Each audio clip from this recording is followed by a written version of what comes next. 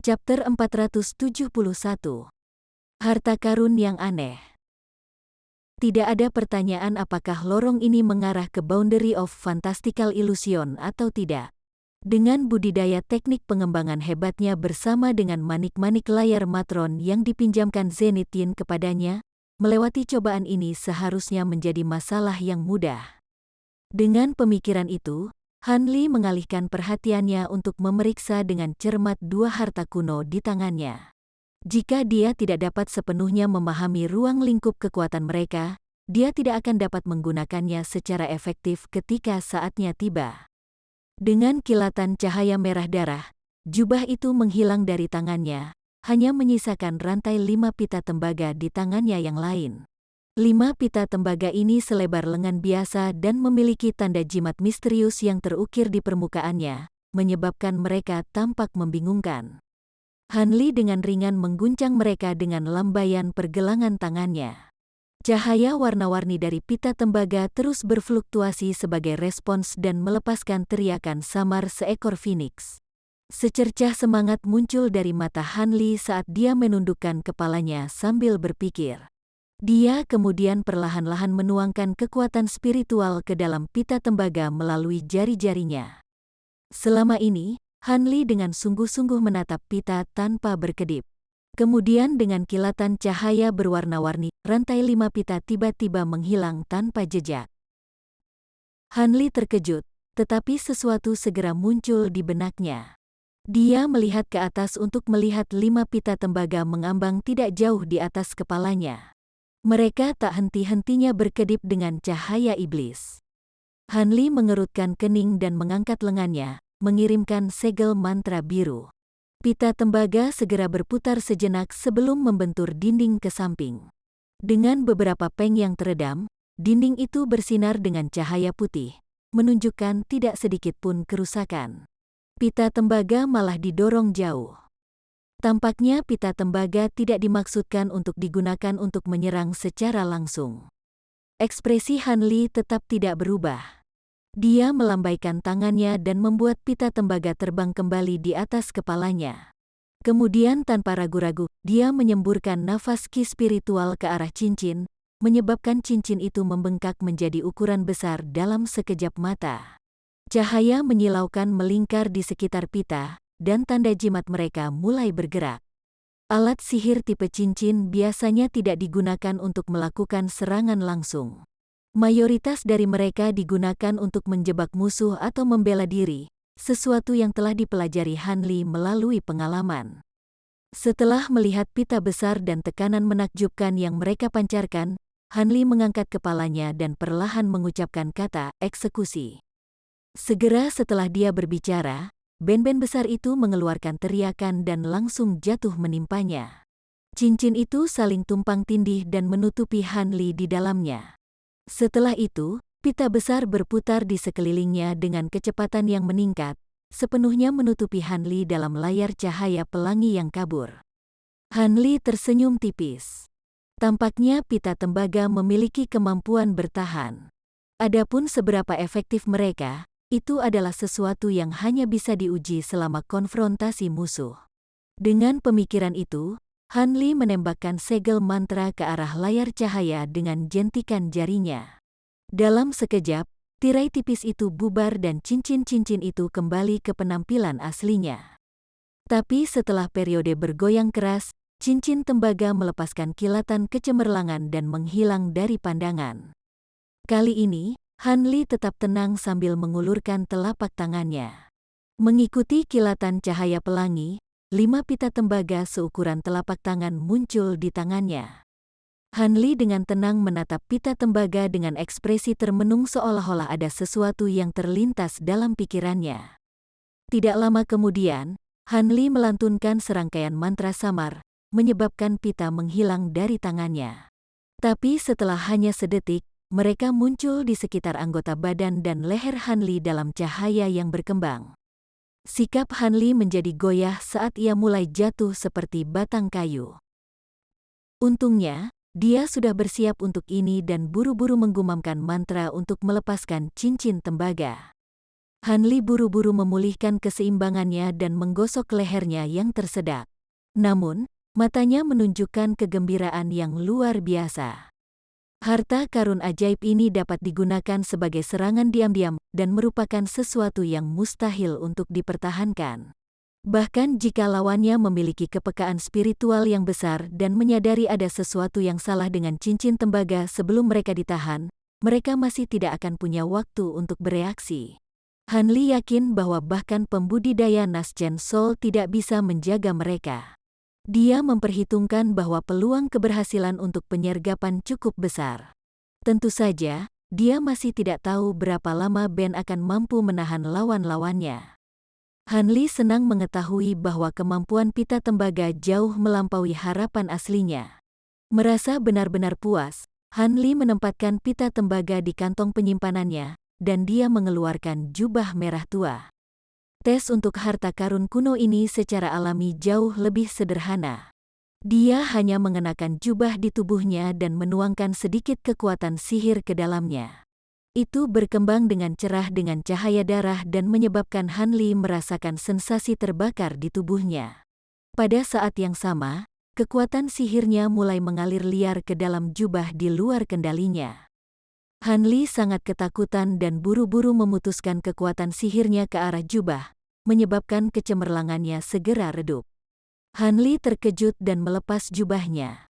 Dia melihat melalui itu sekali lagi dengan mata menyipit. Setelah beberapa saat, dia mengenakannya lagi dan mulai secara bertahap menuangkan kekuatan spiritual ke jubah dengan sangat hati-hati. Sekali lagi, kekuatan sihir mulai keluar dari tubuhnya, tapi kali ini, Han Li bersiap dan tetap tenang. Sebaliknya, dia mengalihkan pandangannya ke jubah dan dengan hati-hati memeriksanya untuk mencari keanehan. Pada saat itu, lapisan luar jubah bulu tumbuh lebih panjang dan berwarna merah darah, menutupi Han Li dalam penghalang cahaya darah yang padat. Setelah menatapnya sejenak, Han Li melambaikan tangannya dan perlahan melayang dari tanah. Dia kemudian menatap sekelilingnya sejenak, sebelum menghilang tanpa jejak. Serangkaian poni teredam segera menyusul, dan bola cahaya darah meledak dari dinding kanan. Han Li jatuh dari cahaya yang pecah dan jatuh beberapa kali, hampir jatuh ke punggungnya. Wajahnya dipenuhi kejutan. Dia bahkan belum menggunakan kekuatan penuhnya dan hanya menggunakan teknik terbang yang paling umum. Namun, ini menyebabkan Han Li tiba-tiba menabrak dinding, membuatnya sangat kecewa. Dengan tidak percaya, Han Li mencoba menggunakan beberapa teknik gerakan lain, tetapi hasilnya sama saja. Dia akan menabrak dinding dan berakhir disorientasi tanpa membuat kemajuan dalam mengendalikan kemampuan jubah itu. Tampaknya harta ini memungkinkan dia untuk menggunakan kecepatan yang menakjubkan ini tanpa ada pilihan untuk melambat. Han Li diam-diam berdiri di tempat dengan penuh keheranan. Jubah ini terlalu aneh. Ini tidak diragukan lagi adalah harta penjaga kehidupan kelas atas mengingat kecepatannya yang seperti cahaya. Han Li yakin bahwa bahkan jika seorang pembudidaya Nasgen Soul mengejarnya, mereka akan kehilangan jejaknya setelah hanya beberapa saat dengan harta yang luar biasa ini. Tetapi pada saat yang sama, jubah ini memiliki kekurangan yang signifikan. Belum lagi pengeluaran kekuatan sihir yang menakjubkan, kecepatannya benar-benar tidak terkendali, banyak kekecewaan Han Li. Jelas bahwa harta karun kuno kelas atas ini cacat dan terbatas. Kenapa lagi itu muncul di aula luar?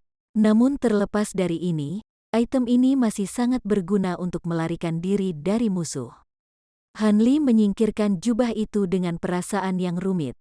Dia kemudian menundukkan kepalanya dalam tawa pahit sebelum duduk bersila di lantai untuk memperbaiki ki. Karena jubah itu telah menghabiskan cukup banyak kekuatan sihir dalam waktu sesingkat itu, dia tidak bisa keluar begitu saja dari ruangan dalam kondisinya saat ini. Han Li beristirahat selama lebih dari setengah hari, dan ketika dia hampir mengisi kembali kekuatan sihirnya, Han Li membuka matanya dan berdiri saat dia dengan sungguh-sungguh menatap ke dalam lorong. Dengan gelang matron screen badge di satu tangan dan teknik pengembangan hebatnya beredar di seluruh tubuhnya, dia perlahan berjalan ke lorong. Setelah masuk, Han Li menemukan bahwa lorong itu cukup pendek. Setelah berbelok di tikungan, dia tiba di ujungnya. Cahaya melintas di depan matanya, memudar untuk mengungkapkan koridor luar. Koridor itu megah dan halus, tetapi sekilas, tampaknya tidak ada habisnya. Tidak diketahui seberapa jauh jangkauannya. Awan putih dan melodi surgawi mengalir dari luar koridor bersama dengan bayangan samar dari paviliun batu giok yang berkilau. Ketika Hanli melihat ini, seringai samar muncul di wajahnya saat dia berjalan ke kawasan pejalan kaki dengan langkah panjang. Saat dia menginjakkan kaki di atasnya, Hanli mengedarkan kekuatan sihir ke seluruh tubuhnya. Menurut apa yang dia ketahui, yang ini seperti uji coba lainnya. Teknik terbang tidak dapat digunakan dan seseorang hanya dapat melakukan perjalanan dengan berjalan kaki. Hanli tidak terganggu dengan hal ini dan dengan intens mempelajari keadaan di luar koridor. Melodi Divine menjadi lebih jelas setelah memasuki koridor. Hanli dengan penuh perhatian mendengarkan apa yang disebut melodi surgawi dengan wajah kosong. Tidak lama kemudian, dia tanpa sadar memasang ekspresi mengejek di wajahnya. Hanli berjalan tanpa urgensi sedikit pun seolah-olah dia sedang berjalan-jalan di kebunnya sendiri. Namun, semakin jauh dia berjalan menyusuri koridor, semakin indah dan jelas melodinya. Pada saat yang sama, bangau yang sangat anggun mulai muncul dari dalam awan putih. Tarian elegan mereka bersama dengan tangisan yang mereka keluarkan sangat mengesankan.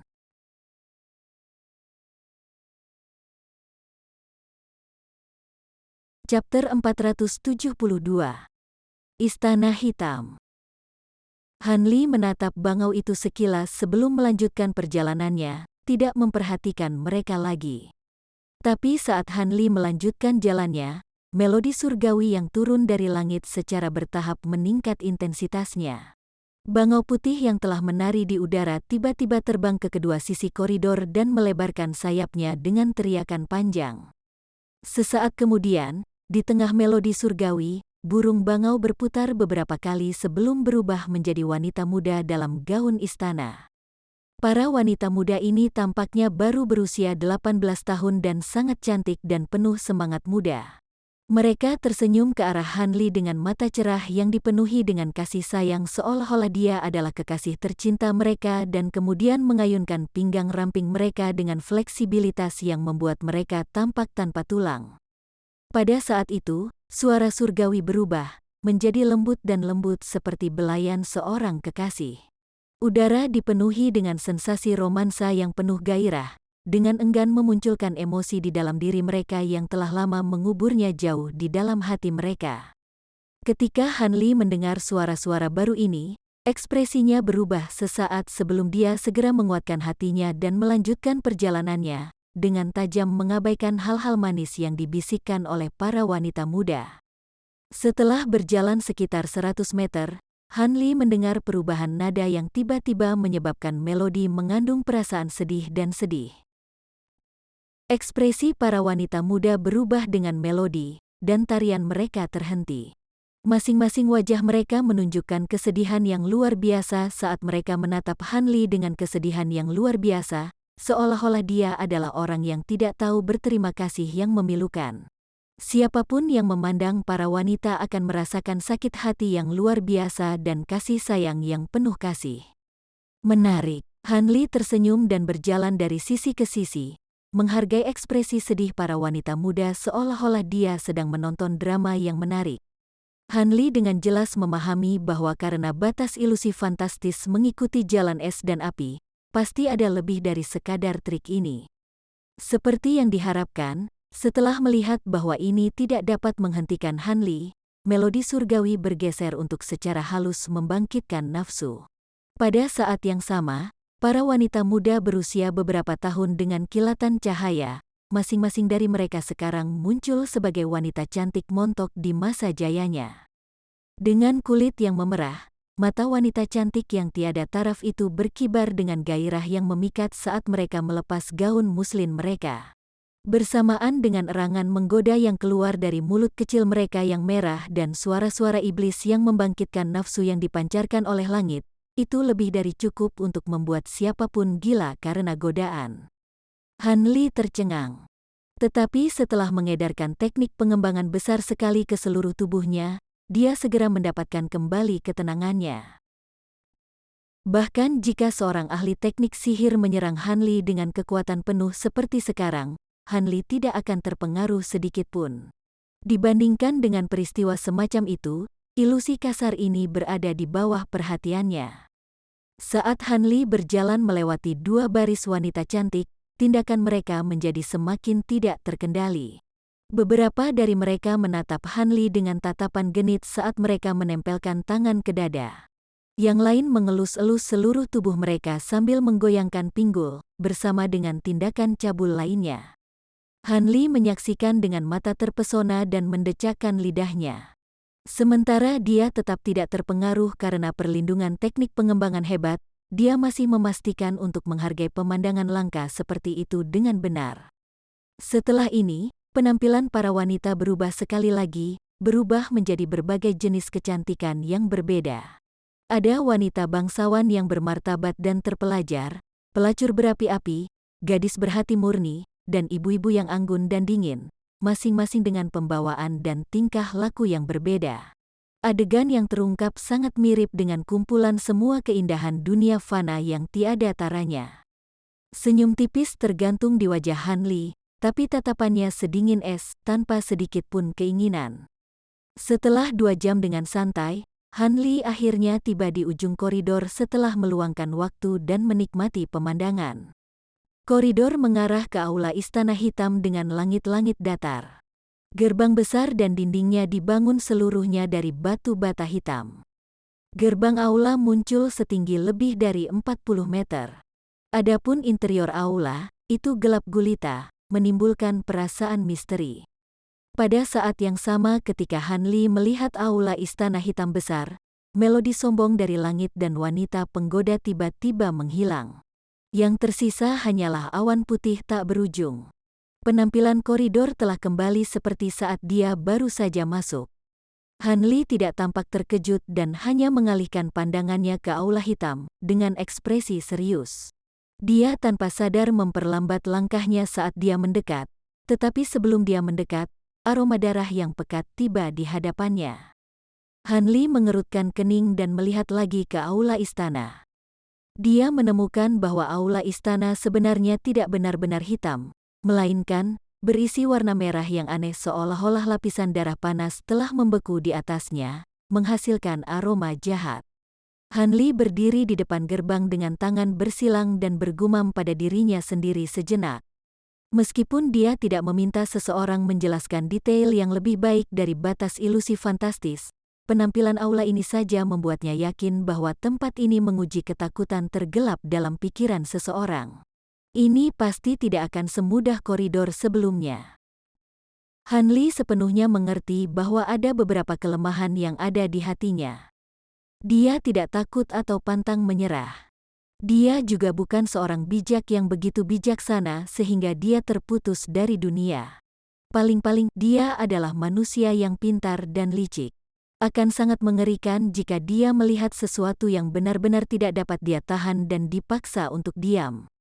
Tampaknya dia akhirnya harus bergantung pada bantuan dari Matron Screen Bats untuk melewati persidangan ini. Dengan pemikiran itu, Han Li membelai manik-manik di pergelangan tangannya dan menguatkan pikirannya sebelum berjalan ke aula besar. Itu lebih dari sekadar hitam. Saat Han Li masuk ke aula istana, dia mengalami perasaan tidak nyaman yang luar biasa. Han Li tidak dapat mendeteksi batasan apapun tetapi hanya bisa melihat sekitar 10 meter di depannya meskipun matanya terbuka lebar. Dia juga tidak dapat memperluas indera spiritualnya keluar dari tubuhnya. Ketiadaan cahaya disertai dengan ketiadaan suara sama sekali, menghasilkan keheningan yang mampu menimbulkan ketakutan. Han Li tanpa sadar menjilat bibirnya dan melambaikan tangannya, mencoba memanggil bola api. Tetapi pada saat yang sama nyala api muncul, itu segera padam. Han Li tenggelam dalam keterkejutan sejenak sebelum dengan marah membuat lambaian tangannya lagi. Kali ini, dia telah memanggil batu cahaya bulan dari kantong penyimpanannya. Tapi seperti nyala api, cahayanya segera memudar setelah muncul, menjadi benar-benar redup seolah-olah itu adalah batu biasa. Sekarang dia menyadari pembatasan aula pasti memiliki efek aneh dalam menyerap cahaya. Dengan harapannya untuk menghasilkan cahaya pupus, dia dengan santai berjalan ke depan. Tetapi sebelum dia bahkan bisa mengambil beberapa langkah, dia tiba-tiba mendengar isakan kesakitan yang sporadis dan samar dari kejauhan. Kedengarannya seolah-olah mereka berasal dari seorang gadis muda. Han Li tersenyum masam dan terus maju, mengabaikan suara itu. Namun, isak tangis tak menentu muncul dari dekat atau jauh, dan mereka menjadi semakin sedih.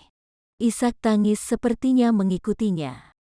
Bah, suara-suara ini telah menyebabkan dia menjadi putus asa dan dia tidak bisa membantu tetapi melepaskan teriakan yang menyebabkan tanah di dekatnya bergetar. Tangisan itu tiba-tiba berhenti. Han Li merasa sangat lega dan mempercepat langkahnya, ingin meninggalkan aula ini sesegera mungkin. Namun setelah baru berjalan sekitar 10 meter, isak tangis terus berlanjut. Kali ini, siluet putih muncul tidak jauh di depan Han Li. Seorang wanita muda yang mengenakan pakaian berkabung sedang berjongkok. Isak tangis sedih rupanya datang darinya. Wajah Han Li membeku saat melihat wanita berpakaian putih itu. Anehnya, terlepas dari kenyataan bahwa dia berlutut dan tidak berusaha mendekatinya, dia malah buru-buru mendekatinya. Dia tahu bahwa semakin pemalu dan pengecut dia bertindak di tempat ini, semakin besar kemungkinan dia terjerat dalam ilusinya. Karena menghindari konflik apapun tidak mungkin, konfrontasi yang tenang tampaknya menjadi pilihan yang optimal. Dengan pemikiran itu, Han Li tiba sekitar 20 meter dari wanita berpakaian putih. Tepat ketika Han Li berpikir untuk mengaum sekali lagi dan membubarkan wanita itu, dia tiba-tiba merasa bahwa isak tangis wanita ini tampak akrab seolah-olah dia pernah mendengarnya sebelumnya, dulu sekali.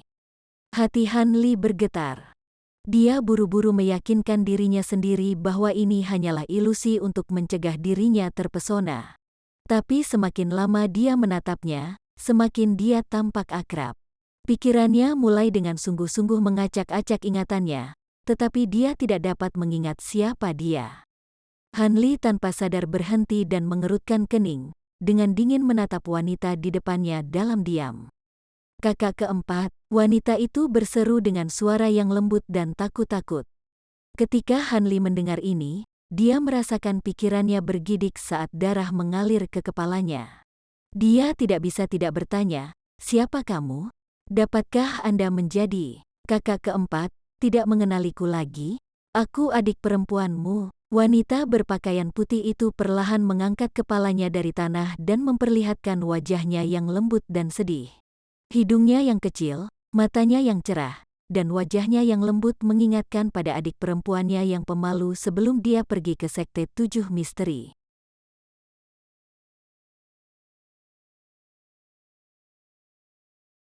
Chapter 473.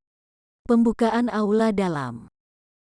Adik perempuan, tatapan Han Li melesat ke sekeliling saat dia mengamati wanita muda itu.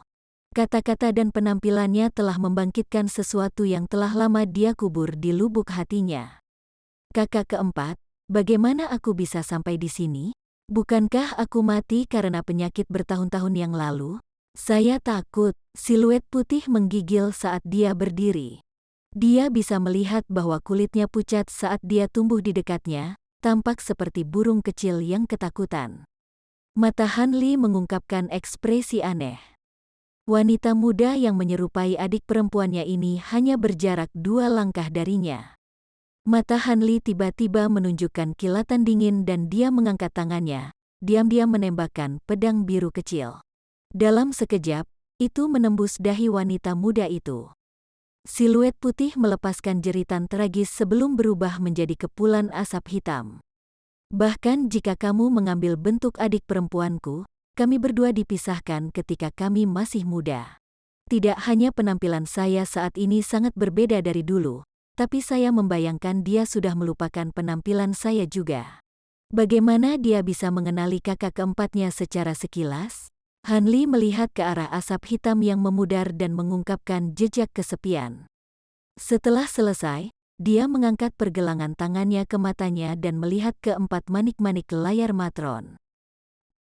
Meskipun dia telah mengucapkan kata-kata itu dengan percaya diri, Han Li mungkin tidak akan mengambil tindakan jika matron Screen Pulse tidak membakarnya ketika siluet putih mendekatinya, menghilangkan jejak keraguan terakhir dari lubuk hatinya. Meskipun dia tahu itu hanya ilusi atau hantu yang berubah, dia ingin melihat lebih lama pada penampilan saudara perempuannya. Membawa jejak kesedihan yang tak terlukiskan, Han Li terus maju menembus kegelapan. Ada lebih dari 10 orang duduk tak bergerak di depan sebuah pagoda besar.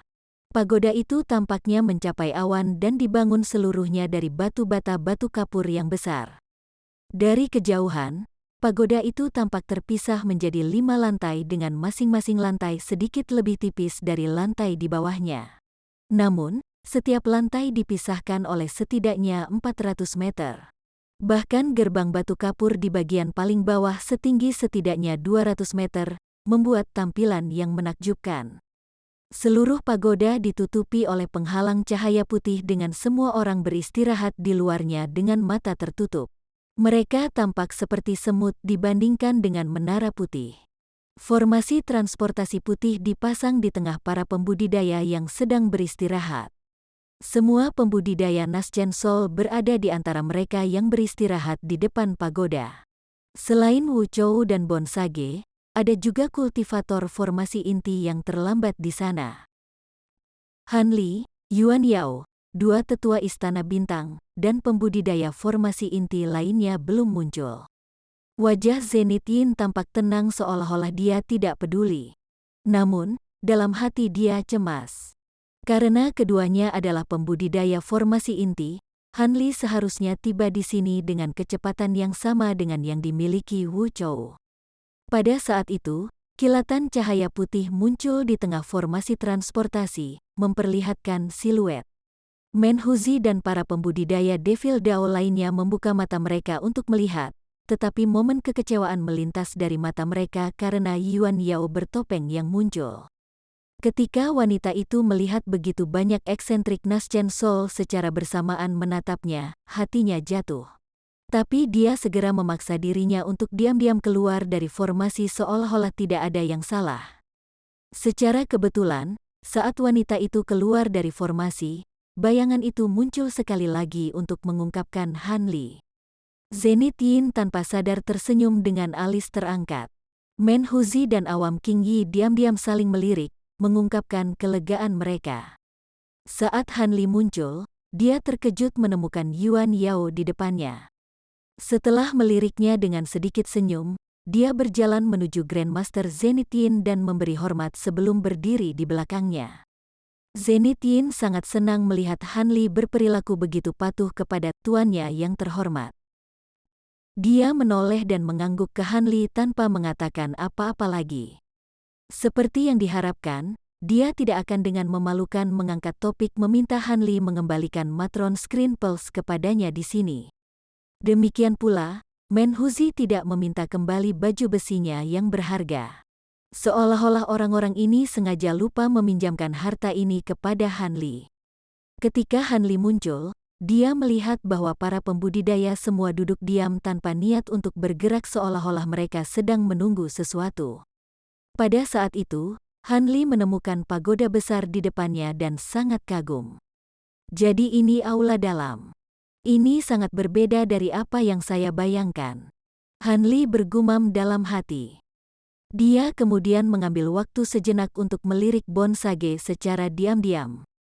Dia berada di dekat bagian belakang, duduk dalam meditasi yang sungguh-sungguh.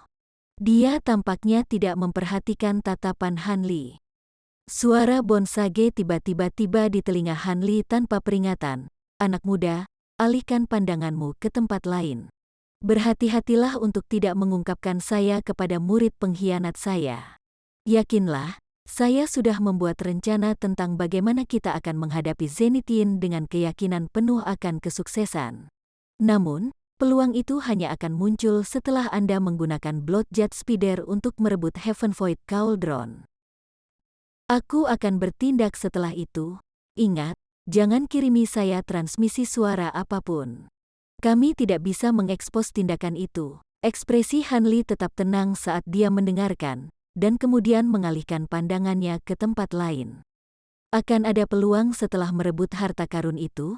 Apa yang dia maksud? Mungkinkah iblis tua ini juga ingin mendapatkan Heaven Void Cauldron? Han Li mulai merasa gelisah dan curiga. Saat aula dalam baru saja akan dibuka, dia menjadi khawatir tentang bagaimana peristiwa akan terungkap setelah harta itu diperoleh. Terlepas dari apakah dia berhasil mendapatkan Heaven Void Cauldron atau tidak, apa yang terjadi setelahnya tidak akan baik untuknya. Saat Han Li dalam hati mencurahkan keluhannya, dia mendengar suara dingin dari depannya. Aula dalam akan segera dibuka, dan 2 orang istana bintang belum muncul. Sepertinya mereka tidak akan membuat air menjadi keruh. Tidakkah Anda setuju, Saudara Men? Wan Tianming, yang duduk di tengah para pembudidaya Dao yang benar, membuka matanya yang berkilauan. Menatap Men Huzi dengan emosi yang tersembunyi, dia perlahan berbicara sambil memancarkan tekanan yang menakjubkan dari tubuhnya. Hei, apa? Wan Tua tidak sabar? Mari kita tunggu sebentar. Lagi pula, orang-orang istana bintang itu agak licik. Mungkin mereka hanya akan muncul ketika mereka mengharapkan kita telah bertarung di antara kita sendiri. Men Huzi tersenyum meremehkan dan dengan malas mengelus jenggotnya. Ketika Wan Tianming mendengar ini, dia tampak agak termenung, tetapi dia segera menganggukkan kepalanya dan menutup matanya sekali lagi seolah menyetujui kata-kata Men Huzi. 2 jam kemudian, serangkaian getaran hebat tiba-tiba mengguncang tanah. Pintu batu besar ke aula dalam perlahan terbuka untuk mengungkapkan lorong batu kapur. Bahkan di kejauhan, lorong itu tampak tinggi dan luas. Pada saat yang sama gerbang dibuka, formasi transportasi di tengah memudar dari cahaya redup menjadi tidak ada apa-apa. Men Huzi tiba-tiba melompat dan menyeringai mengancam. Tanpa menunggu Wan Tianming berbicara, dia dengan sungguh-sungguh berkata, "Hehe. Bagus. Tampaknya kedua orang Star Palace itu tidak akan menimbulkan kerusakan apapun. Bagaimana dengan ini, Wan Tianming?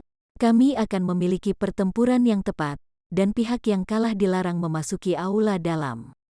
"Tidak, aku tidak ingin melawanmu.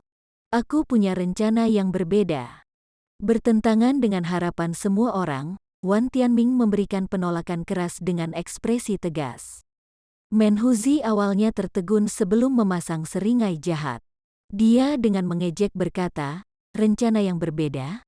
Mungkinkah Anda mengambil inisiatif untuk mengakui kekalahan dan mundur tanpa bertarung?" Wan Tianming menggelengkan kepalanya dan tanpa tergesa-gesa berkata, "Mundur? Tentu saja tidak, tapi akan konyol untuk bertarung tanpa mendapatkan harta itu. Bukankah lebih baik bagi pihak kita untuk bergiliran mencoba mendapatkan harta karun itu? Sebelum ini, kami akan menahan diri untuk sementara. Dengan demikian, kita dapat mencegah pertikaian bersama. Bagaimanapun, musuh kita saat ini adalah Istana Bintang, bukan satu sama lain. Kami mungkin tampak penuh percaya diri, tetapi kemungkinan besar kami berdua tidak akan mampu memperoleh harta itu.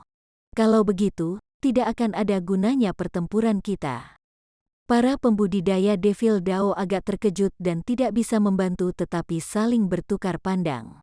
Mereka segera mulai menggerakkan bibir mereka dan mengirimkan transmisi suara.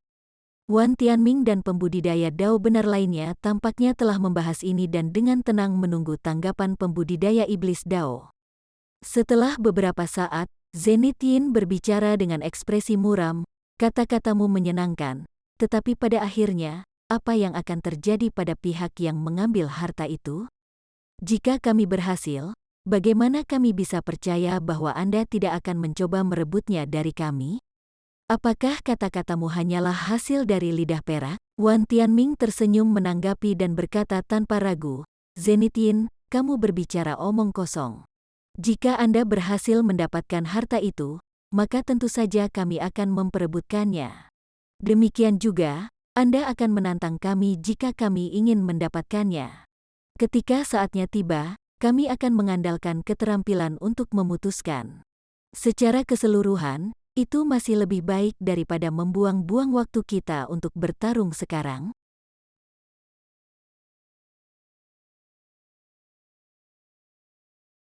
Chapter 474. Mantis dan Oriol. Ketika Zenith Yin mendengar Wan Tianming menyebut kata-katanya omong kosong, ekspresi sinis muncul di wajahnya, tetapi setelah mendengar apa yang dia katakan setelahnya, Zenith Yin dengan paksa menekan amarahnya. Dia kemudian menoleh ke Menhuzi dan Awam Qi, dan berbicara kepada mereka dalam transmisi suara. Tidak lama kemudian, diskusi mereka selesai.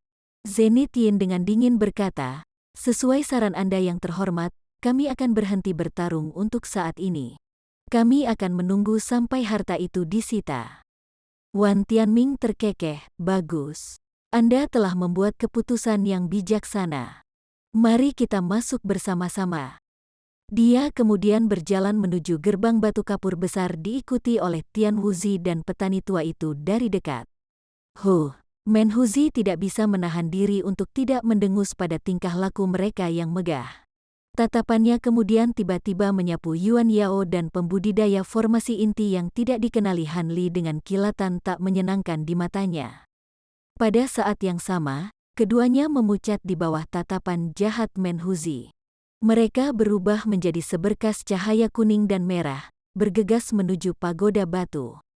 Menhuzi menyeringai jahat, "Kalian berdua akan pergi kemana?" Dia menggosok tangannya dan kemudian melambai ke arah mereka, menembakkan 2 garis cahaya emas dalam sekejap, menyerang mereka dari belakang. Kultivator laki-laki dalam cahaya kuning mengeluarkan jeritan menyedihkan sebelum dia jatuh ke tanah. Dia kemudian tersapu oleh cahaya keemasan dan terbelah, berserakan di tanah sebagai mayat yang terpotong-potong. Adapun ketika cahaya keemasan mendekati lampu merah Yuan Yao, beberapa semburan api hijau menyilaukan untuk sementara menyebarkan cahaya keemasan. Seolah didorong oleh ini, lampu merahnya berubah menjadi burung merah-merah dan menjadi lebih cepat. Setelah menembak melewati cahaya keemasan dengan kabur, dia melewati pintu masuk pagoda batu dan menghilang. "Yi, itu aneh." Awam King Yi dengan lembut berkata dengan cemberut. Awam King Yi dan Zenith Yin tidak peduli dengan tindakan Menhuzi, tetapi setelah melihat Yuan Yao lolos dari serangan Menhuzi, mereka tidak bisa tidak terkejut. "Menhuzi, apa artinya ini? Mengapa Anda menyerang orang yang tidak bersalah?" Tian Wuzi berbalik dan berbicara dengan ekspresi marah. Menhuzi menatap Taois tua itu dengan ekspresi tidak peduli dan berkata tanpa perasaan, "Saya sedang tidak dalam suasana hati yang baik. Apa bedanya bagimu jika aku membunuh beberapa orang asing? Mungkinkah Anda ingin mencari keadilan atas nama mereka, atau Anda hanya ingin secara pribadi menguji seni iblis surgawi saya?" "Kamu!" Tanpa menoleh, Wan Tianming berteriak, "Cukup, Tian Wuzi. Keduanya bukan anggota Dao yang benar. Biarkan mereka. Kami memiliki hal-hal yang lebih penting untuk diperhatikan." Tian Wuzi hanya bisa melirik Menhuzi dengan penuh kebencian setelah mendengar ini dan dengan enggan berbalik. Tidak lama setelah acara ini, Dao yang benar berjalan melewati gerbang batu dan memasuki aula dalam. Zenith Yin melirik para pembudidaya Dao yang benar saat mereka pergi dan memuji Menhuzi dengan senyum sinis, "Saudara manusia berhasil menyerang mereka dengan baik. Kami tidak ingin ada tikus yang mengganggu berkeliaran di sekitar kami sebelum acara besar." Kedua pembudidaya formasi inti itu sebenarnya ingin memasuki aula dalam dan memanfaatkan kekacauan untuk keuntungan mereka sendiri. Yang hidup selalu sangat tidak sabar. Sayangnya, masih ada satu orang di sini yang belum dibunuh oleh Brother Man. Setelah mengatakan ini, tatapannya jatuh pada Bonsage. Bonsage itu tenang dan acuh tak acuh, tampak seolah-olah Zenith Yin sedang membicarakan orang lain sepenuhnya. Menhuzi tanpa ekspresi berkata, "Orang ini memiliki hubungan dengan saya. Karena dia telah membantu saya, wajar jika saya tidak menyerangnya. Kalian berdua juga dilarang membuangnya." Zenith Yin menyipitkan matanya dan dengan hati-hati memeriksa Bonsage, memastikan apakah dia mengenali orang ini atau tidak. Dia kemudian dengan ambigu berkata, Karena dia adalah junior yang berhubungan dengan Brother Man, wajar saja jika kita tidak akan membuangnya. Meskipun, cukup mengejutkan bahwa Brother Man akan menerima bantuan dari seseorang. Wajah Menhuzi menjadi dingin dan dia menatap tajam ke arah Zenith. Hehe. Zenith, kamu berani menginterogasiku? Bagaimana mungkin? Aku hanya sedikit penasaran. Jika Brother Man tidak ingin menjawab, biarlah. Tapi, sepertinya wanita berjubah hitam yang melarikan diri seharusnya memiliki asal yang signifikan. Saudara Man sebaiknya berhati-hati. Zenith mengakui masalah itu sambil tertawa kecil. Tapi kata-kata terakhirnya sepertinya memiliki arti yang berat. Menhuzi terdiam beberapa saat sebelum dengan muram berkata, "Saya tidak buta. Apakah Anda pikir saya tidak melihatnya menggunakan Azure Flammable Setan Tua 3 yang? Terlepas dari murid-muridnya yang paling intim, tidak ada murid lain dari Sekte Azure yang mungkin bisa mendapatkan barang seperti itu. Bagaimana lagi wanita muda itu bisa lolos dari kematian? Hehe, sepertinya aku ikut campur dengan sia-sia." Melihat bahwa ekspresi Menhuzi jauh dari kata baik, Zenith dengan bijaksana tidak mengatakan apa-apa lagi. Tidak masalah.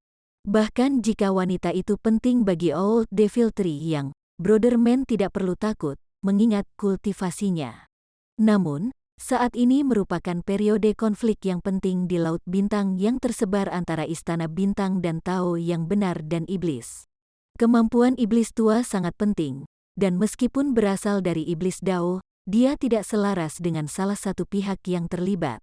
Karena itu, sebaiknya kita menghindari orang ini menjadi musuh kita.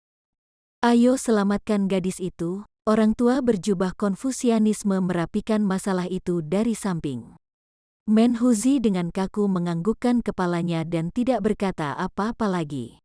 Jelas dari tindakannya bahwa dia menyimpan ketakutan besar di hatinya terhadap Setan Tua 3 yang. Aliran peristiwa meninggalkan Hanli dengan perasaan yang berat dan rumit. Segala macam pikiran yang mengganggu mulai membanjiri pikirannya. Seorang pembudidaya formasi inti telah terbunuh tepat di depannya semudah seseorang menginjak semut. Namun bagaimana Yuan Yao berhasil menghindari nasib seperti itu? Sejak kapan Bonsage memaksakan hubungan antara dia dan Menhuzi, salah satu tokoh teratas di antara Iblis Dao? Tidak heran mengapa dia begitu tenang. Adapun Yuan Yao, dia tampaknya memiliki semacam hubungan dengan Iblis Tua 3 yang, seseorang yang dapat menimbulkan ketakutan dalam hegemon seperti Menhuzi. Pikiran-pikiran ini secara bersamaan terpental di kepalanya dan dia tidak dapat mengaturnya dengan jelas untuk saat ini. Dia hanya bisa tanpa kata memperhatikan apa yang dikatakan Menhuzi dan yang lainnya dengan harapan dia bisa mengumpulkan beberapa informasi yang akan memungkinkan dia untuk membentuk rencana yang dapat diandalkan. Namun sayang, kata-kata awam King Yi selanjutnya mengakhiri pembicaraan. Ayo cepat masuk ke aula dalam. Rekan-rekan Dao yang benar tidak akan menunggu kita. Kita tidak bisa membiarkan mereka diam-diam meninggalkan kita. Awam King Yi melirik lorong besar di luar gerbang batu dan mengerutkan alisnya. Menhuzi melirik ke arah gerbang batu dan berpikir sejenak sebelum diam-diam berangkat. Zenith dan King Yi saling melirik sebelum mengikuti mereka dengan ekspresi santai. Hanli, Wu Chou, dan Bonsage secara alami mengikuti di belakang. Hanli dan yang lainnya perlahan memasuki lorong sampai mereka akhirnya menghilang dari pandangan. 3 jam kemudian, formasi transportasi yang gelap tiba-tiba bersinar dengan cahaya yang menyilaukan, diikuti oleh munculnya 2 siluet dari formasi. Mereka adalah para tetua Istana Bintang. Pada saat itu, keduanya dengan hati-hati melihat sekeliling.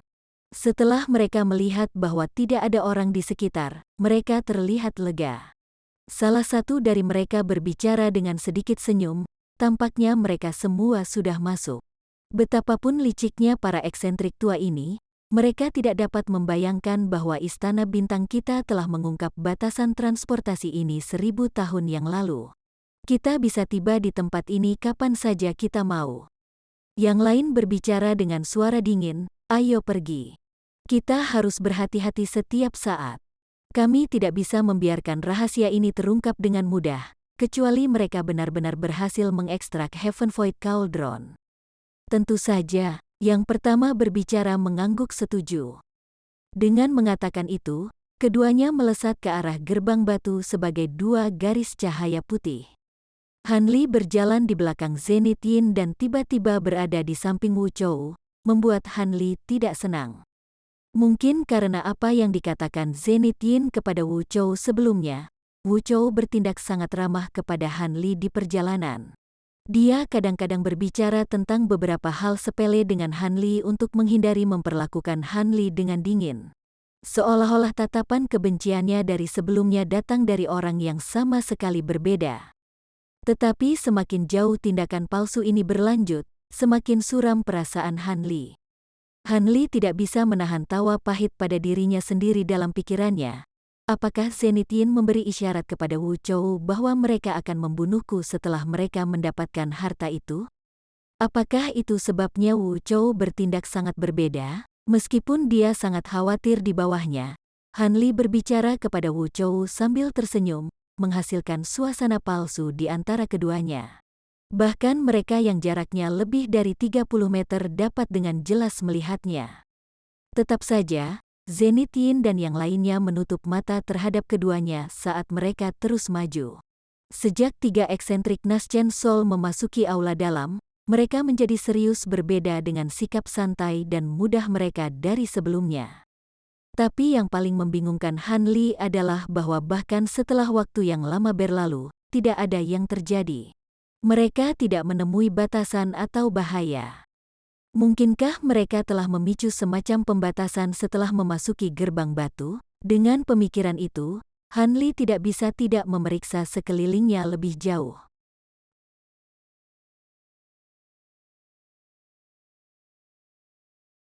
Chapter 475. Boneka Kepala Serigala. Han Li dan yang lainnya saat ini sedang berjalan melalui serangkaian lorong batu yang berpotongan seperti labirin. Setiap persimpangan memiliki gerbang batu bertuliskan karakter jimat yang aneh. Gerbang batu ini berukuran sama. Lebarnya lebih dari 30 meter dan berbentuk persegi. Mereka akan selalu menunjuk ke arah utara, selatan, timur, atau barat, tampaknya secara acak. Namun, mereka semua memancarkan cahaya putih redup. Mereka jelas terpengaruh oleh semacam pembatasan. Meskipun dia hanya akan menemukan persimpangan jalan setelah menempuh jarak yang jauh, Han Li memperhitungkan bahwa selama mereka berada di aula dalam, mereka telah menemukan setidaknya 8 gerbang batu yang berbeda. Setiap kali, mereka tidak mengubah arah atau memasuki gerbang batu. Mereka akhirnya tiba di persimpangan yang menyebabkan ekspresi Han Li bergerak. Gerbang di sana sedikit berbeda dari yang lain. Meskipun karakter dan struktur jimatnya sama, itu benar-benar tanpa cahaya seolah-olah batasannya telah padam. Akibatnya, Han Li mempelajarinya lebih lanjut dengan ekspresi aneh. Wu Chou melihat ekspresi Han Li dan berbicara kepadanya dengan nada familiar. Saudara bela diri Junior Han, gerbang batu ini telah dirampas hartanya oleh orang lain. Apa yang layak untuk dilihat? Jika bukan karena fakta bahwa setiap orang hanya bisa menggunakan satu fragmen peta Heaven Void sebelum diteleportasi, aku juga akan berpikir untuk memilih gerbang batu dan buru-buru melihat apa yang ada di dalamnya. Setelah fragmen peta Heaven Void digunakan untuk membuka gerbang batu, seseorang tidak dapat pergi sampai harta itu diperoleh. Sebagai pembudidaya formasi inti, kami hanya dapat memperoleh harta di lantai pertama. Memilih kamar di lantai selanjutnya sama saja dengan bunuh diri. Saudara bela diri Junior Han? Ketika Han Li mendengar Wu Chou memanggilnya seperti itu dalam transmisi suara, dia merasa jijik menyebar ke seluruh tubuhnya. Ketika Han Li akhirnya berhasil mengingat dirinya sendiri, dia menjawab dengan senyum berseri-seri, lalu mengapa saudara Wu tidak memilih gerbang di lantai pertama? Bukankah membuang-buang kesempatan untuk menunggu sampai Anda tiba di lantai 2 atau lebih tinggi? Mendesah, saya berharap saya bisa, tetapi kakek saya yang terhormat telah berulang kali memperingatkan saya bahwa saya harus tetap di sisinya dalam perburuan harta karun ini karena saya mungkin terbukti berguna. Wu Chou memasang ekspresi enggan saat dia melirik gerbang batu. Jejak keserakahan berkedip di matanya. Han Li sedikit tersenyum dan mengalihkan pandangannya ke gerbang batu. Selama dia masuk dan mendapatkan harta karun yang dikandungnya, dia akan diteleportasi keluar. Dia akan mengingat ini. Siapa yang tahu apakah dia bisa menggunakan ini sebagai metode untuk melarikan diri? Pada saat itu, kelompok itu melewati persimpangan lain dan masuk ke lorong di depan mereka. Pada saat yang sama, bunyi gedebuk yang berat dan teredam datang dari depan mereka. Suara itu berlanjut seolah-olah sesuatu yang besar perlahan-lahan menuju ke arah mereka. Ekspresi Zenith Yin dan King Yi sedikit berubah dan mereka berhenti, menatap lorong di depan mereka dengan ekspresi muram. Sebaliknya, Menhuzi terkekeh dan mengungkapkan sedikit kegembiraan. Pada saat yang sama, tubuhnya bersinar dengan cahaya keemasan dan lapisan sisik emas tiba-tiba menutupi seluruh tubuhnya. Dia telah mengaktifkan seni iblis surgawi miliknya. Ini adalah pertama kalinya Han Li melihat penampilan aneh dari Heaven Bearing Devil Arts dari dekat. Mau tak mau, dia penasaran melihat transformasi Menhuzi. Menhuzi dengan tajam merasakan tatapan Han Li dan menoleh, membuat Han Li seringai sinis. Ekspresi wajahnya yang ditutupi sisik-sisik kecil membuat pemandangan yang menakutkan. Hati Han Li jatuh, tidak tahu apa yang dia maksud dengan itu. Namun ia tetap memaksakan diri untuk membalas senyumannya. Untungnya, setelah Menhuzi tersenyum, dia langsung mengalihkan pandangannya ke belakang. Bunyi yang mendekat sekarang hanya berjarak sekitar 100 meter. Tapi karena lorong di seberang mereka gelap gulita, Han Li tidak bisa melihat apapun di dalamnya. Masih ada batasan di dalam aula dalam yang menahan indera spiritual seorang kultivator. Tetap saja, Han Li memperhatikan kilatan dingin dari mata eksentrik tua itu. Sepertinya mereka bisa melihat apa yang akan datang. Tanpa menunggu Zenith Yin dan King Yi bertindak, Menhuzi meraung dalam, terbang ke lorong sebagai seberkas cahaya keemasan. Serangkaian benturan keras mengikuti setelahnya, bersama dengan dentang logam yang memekakkan telinga. Ketika Zenith Yin dan King Yi melihat ini, mereka tidak bisa menahan diri untuk tidak saling memandang dengan cemas. Han Li bingung ketika gemuruh besar terdengar seolah-olah ada sesuatu yang terbelah menjadi beberapa bagian. Pikiran Han Li bergerak dan sesuatu muncul di benaknya.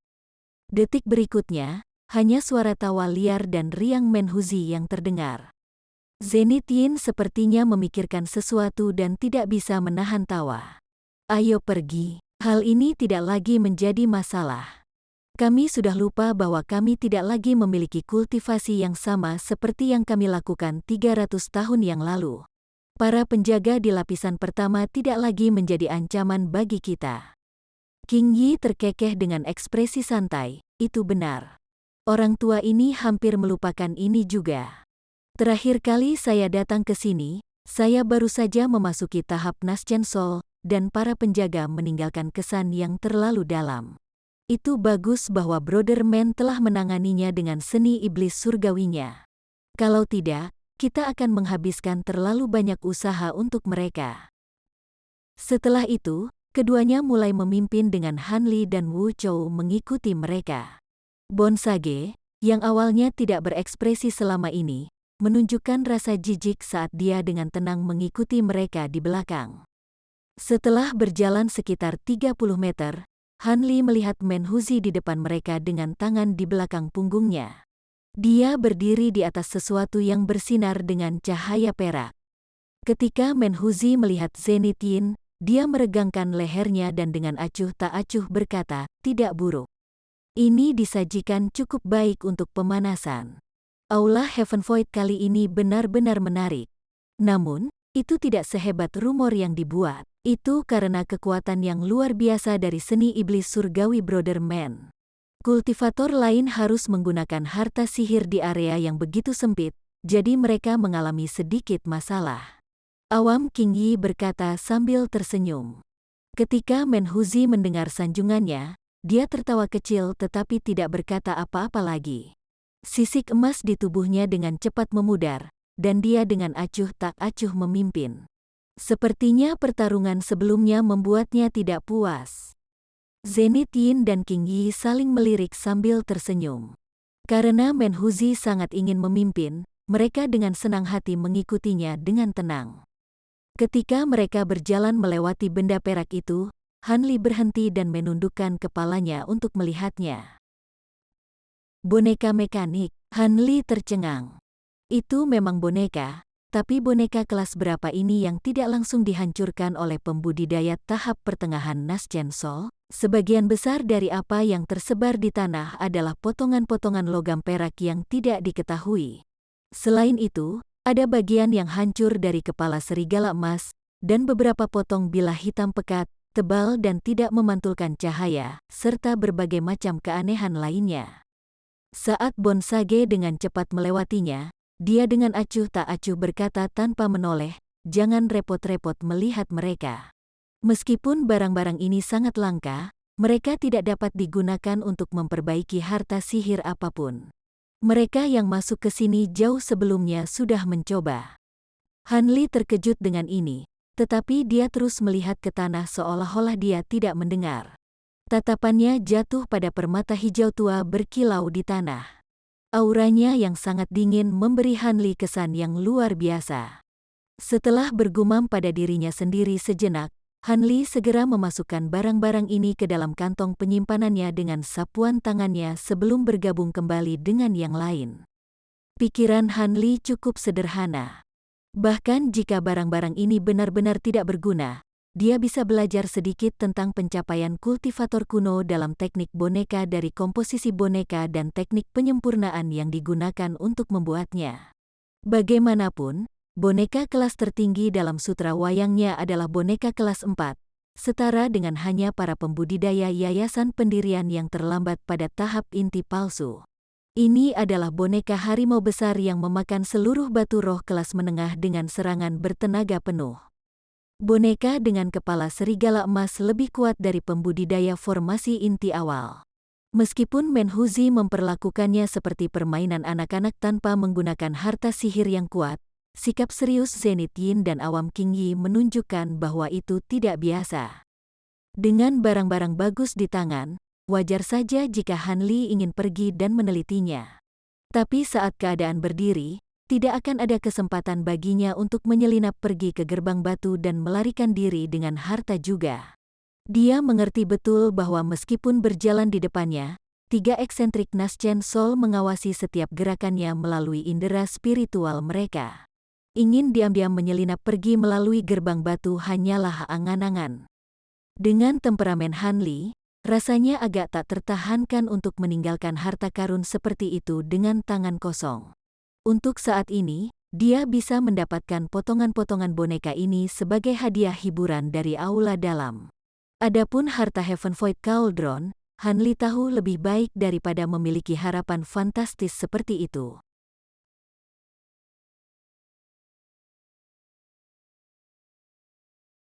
Chapter 476. Lantai kedua. Setelah pertemuan pertama mereka dengan boneka kepala serigala, mereka menemukan lebih banyak boneka secara berurutan. Tetapi di bawah transformasi seni iblis surgawi yang pantang menyerah, Menhuzi menghancurkannya menjadi berkeping-keping seolah-olah terbuat dari tanah liat. Zenith Yin dan King Yi tidak perlu membantu sedikit pun. Dengan setiap pertemuan, Han Li dengan belak-belakan mengumpulkan dan menyingkirkan sisa-sisa masing-masing boneka, yang sangat membingungkan Bonsage dan Wu Chou. Adapun pembudidaya Naschen Sol, mereka menutup mata terhadap tindakan Han Li. Namun, jelas bahwa mereka berjalan di jalan yang berbeda dari kelompok Wan Tianming. Ketika Han Li melihat bahwa para pembudidaya iblis Dao masih tenang dan tidak tergesa-gesa, Han Li tahu bahwa iblis-iblis tua ini mungkin memiliki perkiraan di mana mereka berada. Tapi sejak mereka mulai bertemu dengan penjaga boneka, Zenith Yin dan yang lainnya tidak lagi berjalan lurus ke depan dan mulai bergantian. Namun, Han Li merasa ada yang aneh. Dari kemajuan mereka sebelumnya, Han Li memiliki perasaan yang jelas bahwa semua jalur itu sama. Tetapi ketiga pembudidaya jiwa yang baru lahir ini akan tiba-tiba berbelok ke kiri dan satu lagi ke kanan tanpa ragu sedikitpun. Seolah-olah mereka sudah tahu rute yang akan mereka ambil sebelumnya. Jika hanya Zenith Yin dan King Yi yang melakukan ini, Han Li tidak akan merasa aneh. Lagi pula, mereka pernah ke aula dalam sebelumnya. Mungkin mereka sudah mengingat rute dari terakhir kali mereka di sini. Tapi ini jelas pertama kalinya Menhuzi datang ke sini dan dia memimpin mereka di depan dengan Zenith Yin dan King Yi mengikutinya tanpa keberatan. Han Li menemukan ini membingungkan. Pikiran Han Li mulai berpacu saat dia diam-diam menyapu persimpangan untuk mencari perbedaan atau tanda. Setelah melewati beberapa perempatan, usahanya sia-sia karena tidak menemukan apa-apa. Dia hanya bisa membiarkan masalah ini untuk saat ini. Setelah Menhuzi menghancurkan boneka kepala serigala ke-8 di sepanjang jalan, mereka tiba di formasi transportasi kecil. Formasi transportasi berada di tengah persimpangan dan memancarkan cahaya redup dan berkilau. Ini akan membawa kita ke lantai 2.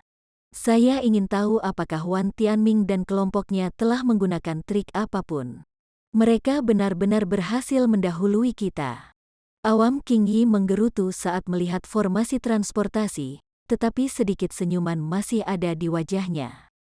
Menhuzi dengan dingin mendengus dan berkata tanpa khawatir, ayo pergi. Bahkan jika mereka ada di depan kita, Heaven Void Cauldron bukanlah sesuatu yang begitu mudah diperoleh." Segera setelah itu, dia memimpin, memasuki formasi transportasi dengan tenang. Awam King Yi tersenyum melihat pemandangan itu. Setelah Menhuzi masuk, Zenith Yin dan Awam King Yi berdiri diam. Setelah saling melirik, mereka menatap tajam ke arah Han Li. Han Li merasa hatinya menggigil. Dia tidak punya pilihan selain memasuki formasi transportasi di bawah pengawasan mereka. Han Li melihat kilatan cahaya putih dan mendapatkan kembali sikapnya sebelum mengangkat kepalanya. Dia terkejut. Dia berada di persimpangan lain dari lorong-lorong batu.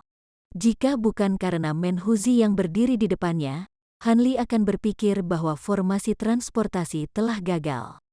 Sementara Han Li bingung, cahaya putih melintas dari belakangnya, membawa serta sisa pesta. Saat Zenith Yin muncul, dia melihat sekeliling.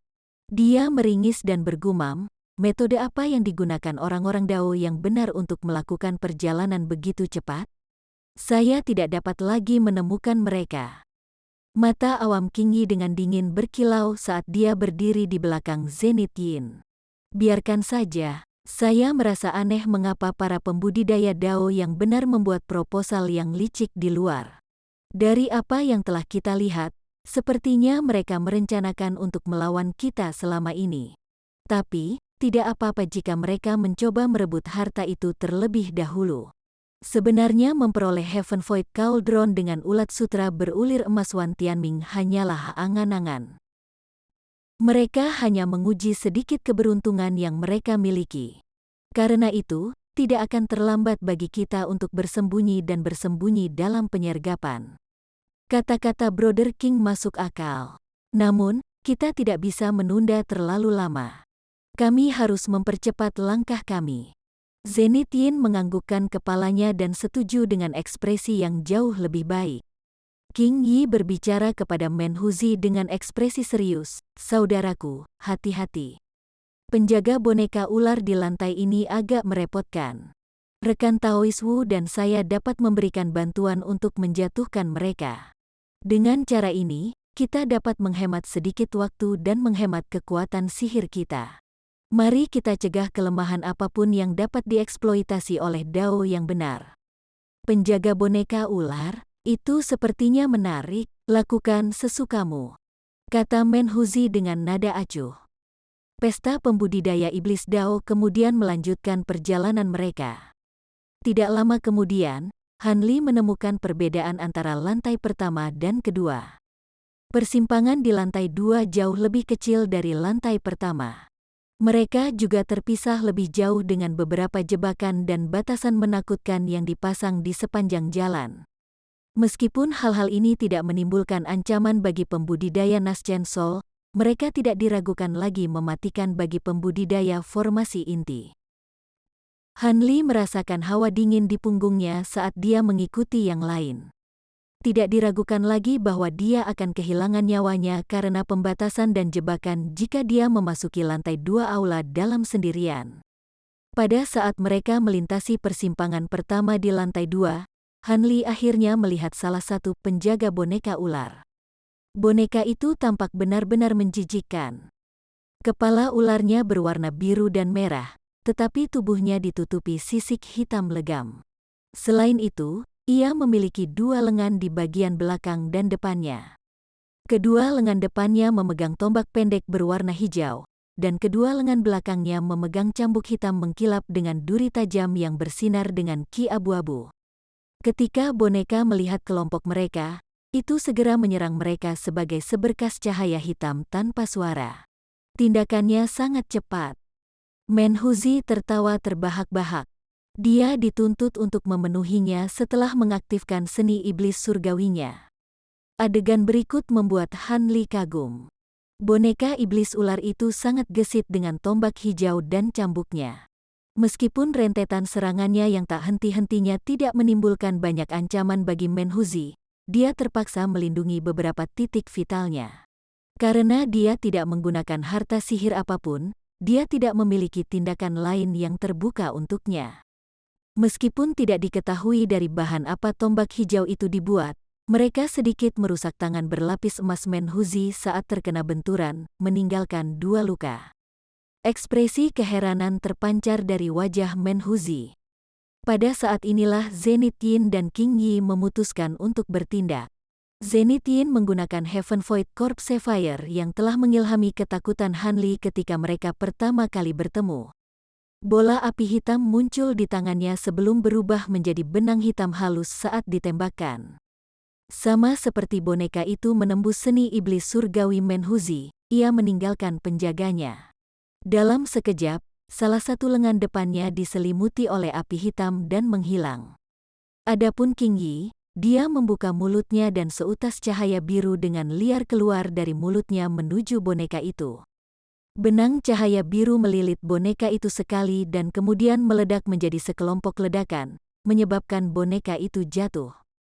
Ekspresi sengit terpancar dari wajah Menhuzi. Mengambil keuntungan dari kesempatan itu, dia mengeluarkan raungan rendah dan pemandangan itu berkobar dengan cahaya yang menyilaukan. Dia kemudian muncul dengan lengannya menembus perut boneka. Permata hijau dipegang dengan kaku di genggamannya. Boneka ular itu segera kehilangan kekuatan untuk bergerak dan ambruk ke lantai.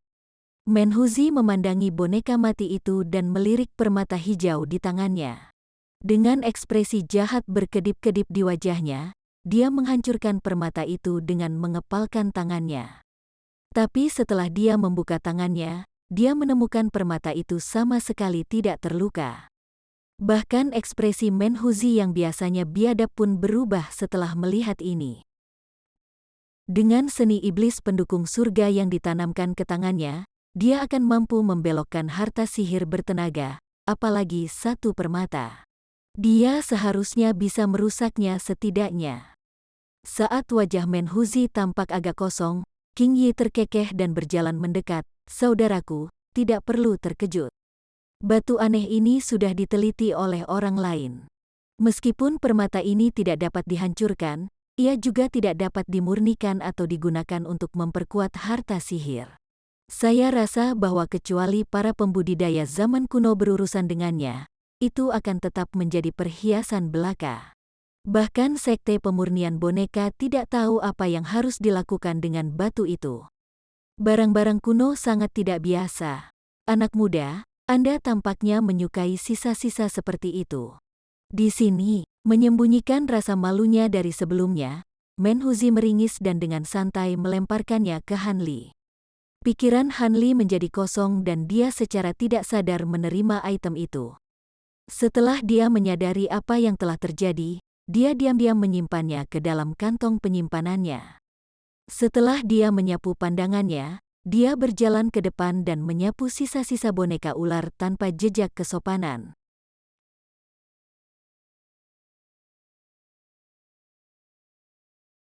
Chapter 477. Penemuan tak terduga. Saat Hanli pergi untuk mengumpulkan 2 tombak hijau, dia samar-samar merasakan Zenith Yin mengamati benda-benda itu, tapi dia segera mengalihkan pandangannya secara diam-diam.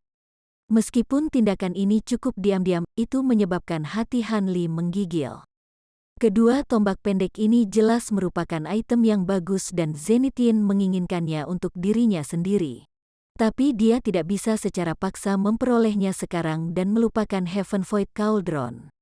Namun, ini hanya memberi Zenith Yin alasan lain untuk membuang Hanli sesudahnya. Dengan pemikiran itu, Hanli menundukkan kepalanya dan tersenyum pahit. Ekspresinya dengan cepat kembali normal sebelum dia mengangkat kepalanya. Setelah itu, 3 pembudidaya Naschen Soul bekerja bersama. Meskipun boneka dan larangan di lantai ini agak keras, tidak ada yang mengalami kerusakan saat mereka melewati lantai ini dan pindah ke lantai ketiga. Setengah hari kemudian di suatu tempat di lantai 5 aula dalam, ada 3 orang yang mendiskusikan sesuatu dengan berbisik. Mereka adalah kelompok pembudidaya Dao yang benar dari Wan Tianming. Tidak jauh di depan mereka terbentang sebuah platform batu yang sangat besar. Lebarnya lebih dari 400 meter dan tingginya sekitar 100 meter. Tampaknya seluruhnya terbuat dari batu abu-abu biasa yang sama. Ada beberapa ratus anak tangga di depannya menuju ke puncak, dan itu ditutupi oleh penghalang cahaya putih. Tapi yang paling aneh adalah pancaran cahaya biru yang terletak di dalam penghalang cahaya. Cahaya biru ini tumbuh lebih terang saat mendekati puncak dengan kilau menyilaukan berkeliaran di dalamnya. Itu membuat pemandangan begitu cemerlang, orang tidak bisa melihat langsung dan melihat apa yang ada di dalamnya. Di sisi platform batu ada balok es tebal. Kilauan di dalam es yang tembus cahaya membuat kontras yang indah dengan batu di sebelahnya. Berdiri di depan platform batu, Wan Tianming berkata dengan suara yang dalam, "Apa? Kekuatan sihirmu hampir pulih? Kalau begitu, ayo berangkat."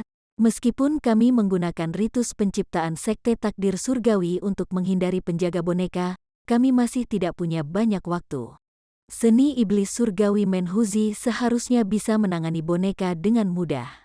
Hanya ketika dia mencapai lantai 4 dia harus mengeluarkan lebih banyak usaha. Taois tua Tian Wuzi berbicara setuju dengan sedikit kegembiraan di matanya. Saudara Wan berbicara benar. Ayo ambil harta karun itu. Petani tua berkulit gelap itu diam-diam mengangguk dan tidak mengatakan apa-apa lagi. Wan Tianming tidak keberatan dengan tindakannya. Dia tahu bahwa meskipun lelaki tua keriput ini pendiam, seni inti gioknya cukup luar biasa. Kekuatannya yang sebenarnya bahkan melebihi Tian Wuzi. Meskipun telah muncul dari Dao yang benar, dia telah menghabiskan sebagian besar waktunya dalam kultivasi tersembunyi dan jarang berinteraksi dengan orang lain, yang mengarah ke tingkah lakunya yang terpisah. Wan Tianming tersenyum dan memimpin keduanya ke penghalang cahaya. Gumpalan asap ungu tebal berkelap-kelip di udara, dan penghalang cahaya putih mengeluarkan dengungan yang bergema.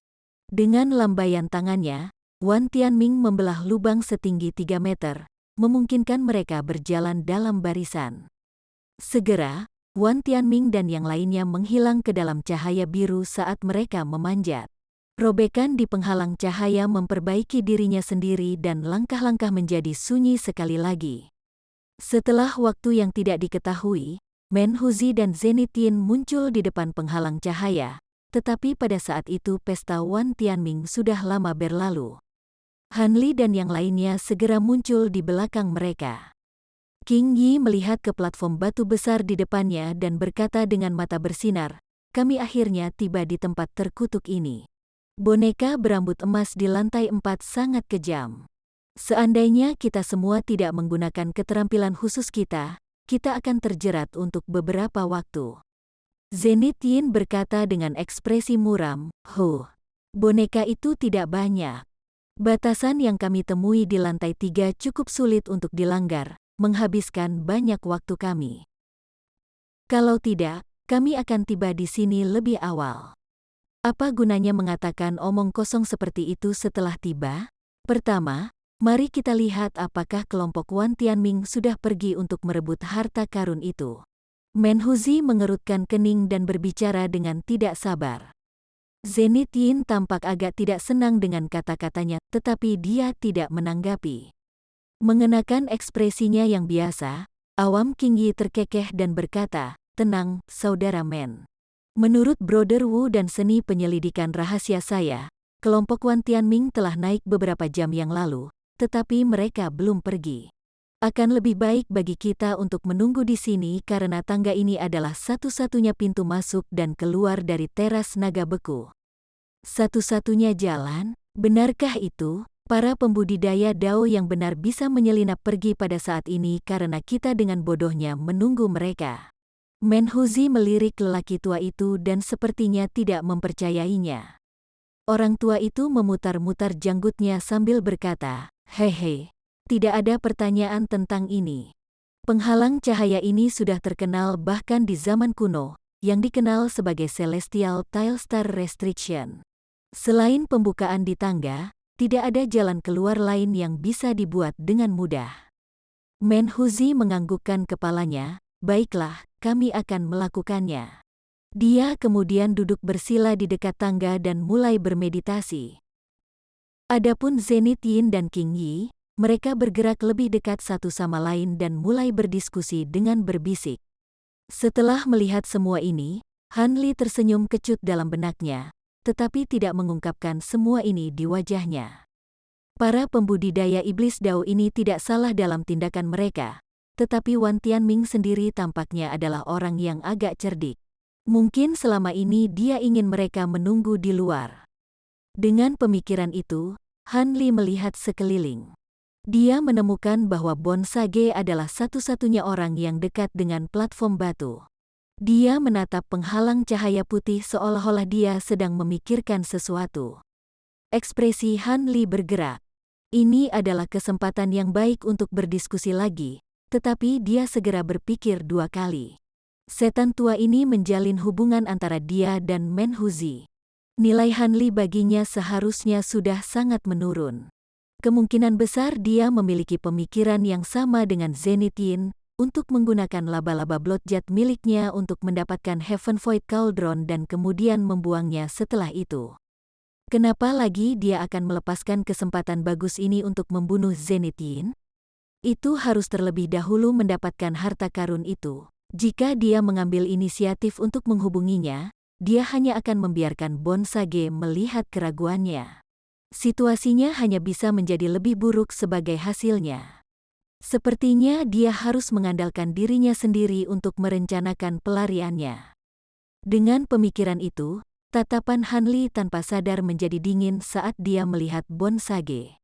Bon Sage tampaknya telah merasakan sesuatu dan menoleh, kebetulan melihat Han Li. Han Li dalam hati mengutuk dan segera mengembalikan ekspresi normalnya. Dia kemudian pergi seolah-olah tidak ada yang terjadi. Saat Bon Sage menatap Han Li dari belakang, sedikit keraguan melintas di wajahnya. Pada saat itu, Han Li dengan santai berputar-putar di sekitar platform batu besar bersama dengan penghalang cahaya yang mengelilinginya. Ketika Zenith Yin dan yang lainnya meragukan kemungkinan seorang kultivator formasi inti awal untuk melarikan diri dari lantai 5, Han Li merasa lega karena dia diizinkan untuk bergerak sesuai keinginannya. Tidak lama kemudian, Han Li sendirian di belakang platform. Ada dinding batu kapur yang menentang penghalang cahaya yang menutupi tangga. Dinding itu bertuliskan beberapa binatang aneh dari zaman kuno bersama dengan beberapa tanda jimat. Itu tidak terlalu penting. Han Li telah melihat banyak dari dinding ini di dalam aula dalam dan tahu bahwa mereka tidak memiliki batasan yang mendalam. Tetapi bahkan pembudidaya Naschen Soul tidak memiliki metode untuk menghancurkan tembok. Karena itu, bahkan jika Han Li tahu bahwa tembok itu mengarah keluar aula dalam, dia sama sekali tidak berdaya. Han Li dalam hati mengutuk para pembudidaya kuno karena membuat aula dalam mereka terkutuk tidak dapat ditembus dan dengan keras menamparkan dinding batu karena frustrasi yang luar biasa. Tamparan itu mengeluarkan bunyi gedebuk. Dia berjalan sekitar 4 langkah sebelum dia berhenti tiba-tiba. Dia kemudian perlahan berbalik dengan ekspresi tidak percaya. Apakah itu seorang kultivator biasa yang telah mendengar suara ini? Mereka mungkin telah pergi tanpa peduli karena suara itu bukanlah sesuatu yang sangat penting. Namun, Han Li adalah seseorang yang muncul dari sekte di Jianghu. Dia sebelumnya telah meneliti sedikit tentang mekanisme ruang tersembunyi. Dari suara baru-baru ini, dia bisa mengatakan bahwa dinding batu kapur itu berlubang. Han Li tidak bisa mempercayai dirinya sendiri. Dia benar-benar meragukan kesimpulannya. Ada lapisan tersembunyi di tempat di mana pembudidaya kuno telah menyelimuti segalanya dengan batasan yang mendalam. Tentu saja, Han Li tidak akan pergi begitu saja setelah menemukannya. Setelah bergumam pada dirinya sendiri sejenak, dia dengan cepat kembali ke dinding. Dia mengulurkan 2 jari dan mulai mengetuk di sekitar dinding batu kapur yang telah dia pukul sebelumnya. Pada ketukan ketiganya di dinding batu kapur, hati Han Li bergetar. Tatapannya jatuh pada mata merah dari ukiran binatang iblis bersayap. Meskipun ukiran itu tidak menyimpan esensi apapun, itu tampak hidup dan hidup. Haus darah mengamuk binatang itu ditampilkan dalam detail yang brilian. Han Li hanya melirik gambar sejenak sebelum melanjutkan ketukan ringan di dinding batu. Dia akhirnya menjadi benar-benar yakin bahwa batu itu memang berlubang dan ada sesuatu yang terkandung di dalamnya.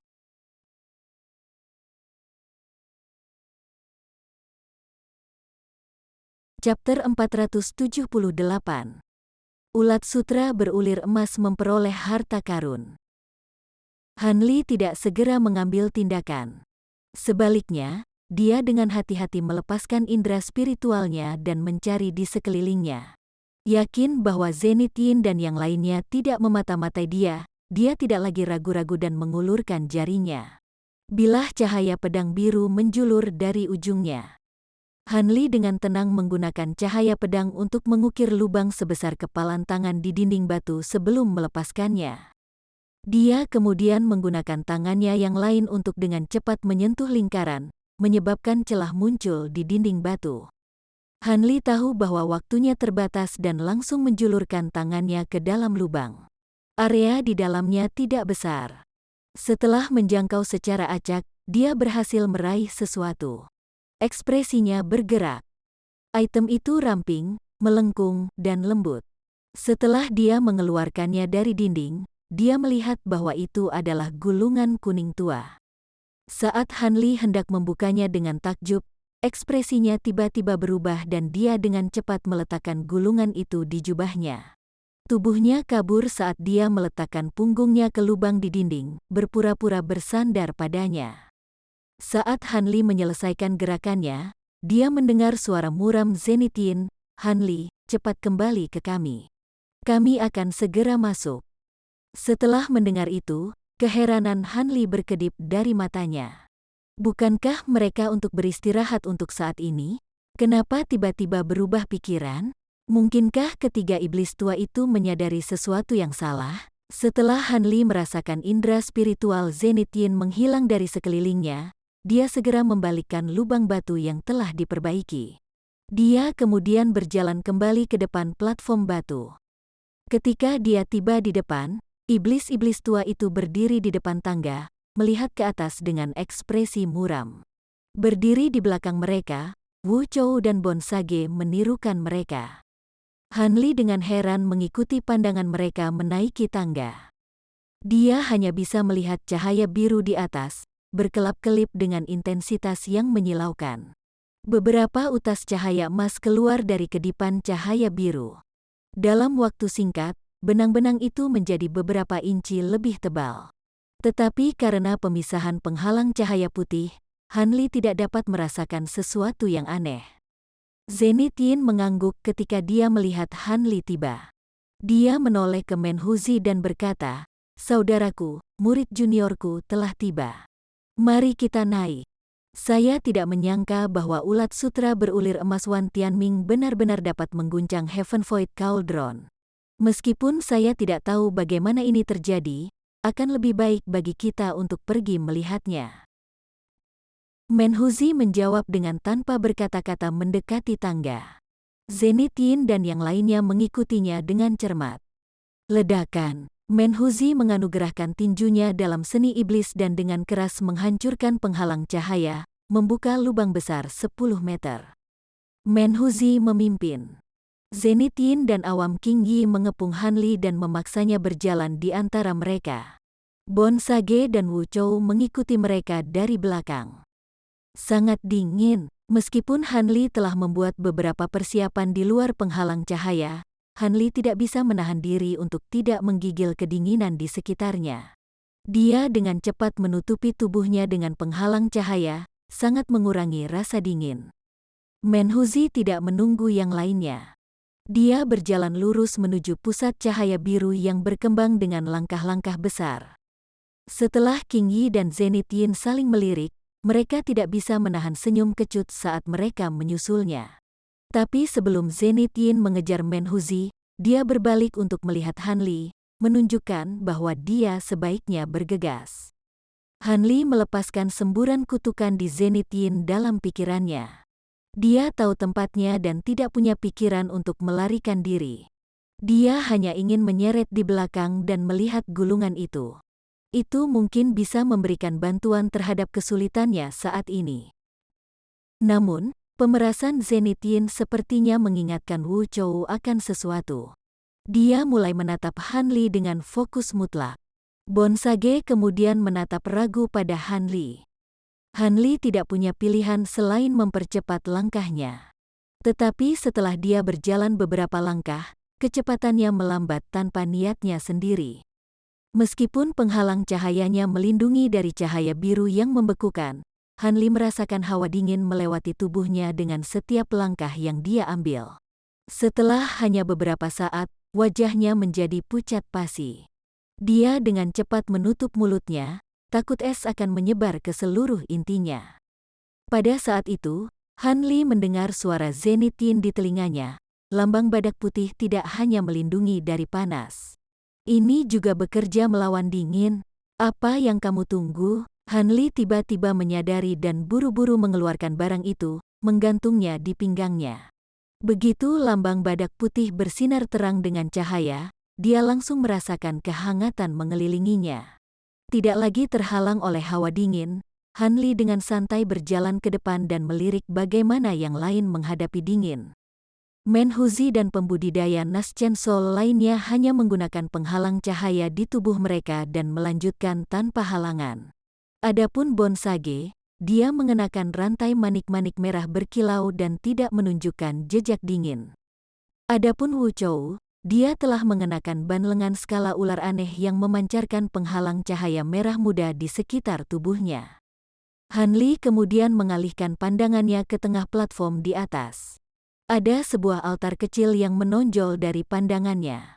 Ada 8 bola cahaya emas berdenyut di atas altar.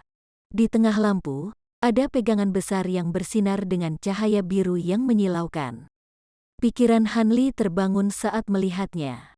Dia dengan cepat memeriksa tempat kejadian. Setiap bola cahaya keemasan berisi ulat sutera sepanjang 1 meter dengan setiap cacing menarik benang emas tebal yang mereka lepaskan ke dalam lubang. Tubuh mereka bergoyang saat mereka menarik kembali sekuat yang mereka bisa.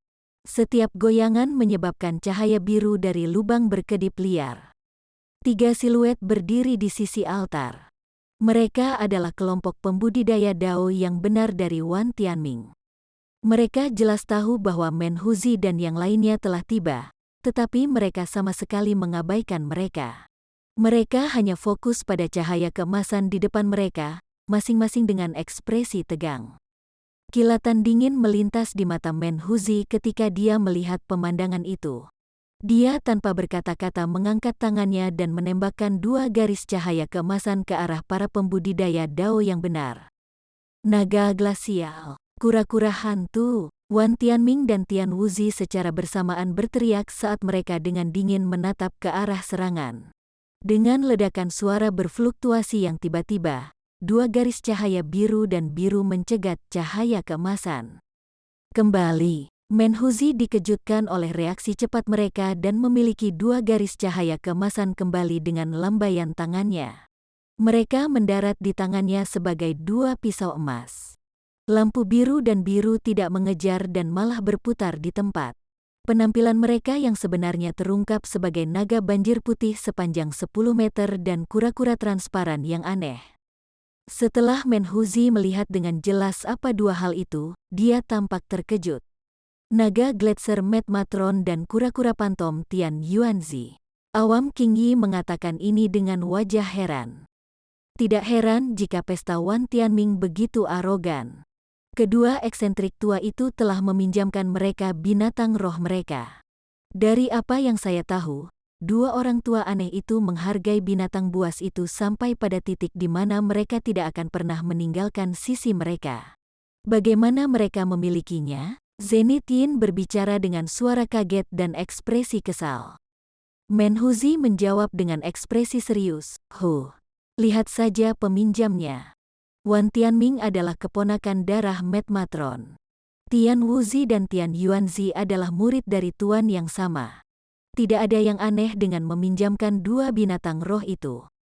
Saat Awam King Yi dengan cemas menatap naga banjir putih dan kura-kura besar, dia berkata, ini akan menjadi merepotkan. Kedua binatang itu sama sekali tidak lemah. Bahkan jika kami bertiga melakukan yang terbaik, kami tidak akan dapat melepaskan diri dari mereka untuk beberapa waktu. Menhuzi tersenyum sinis dan berkata, King Yi, Zenith Yin. Mintalah Azure Tonebird dan Heaven White Corps mengalihkan perhatian mereka. Mereka mungkin tidak terbukti menjadi lawan dari binatang buas itu, tapi kita membutuhkan binatang buas itu untuk diduduki sejenak jika kita ingin bertindak. Kami bahkan tidak perlu mengalahkan Wan Tianming dan yang lainnya.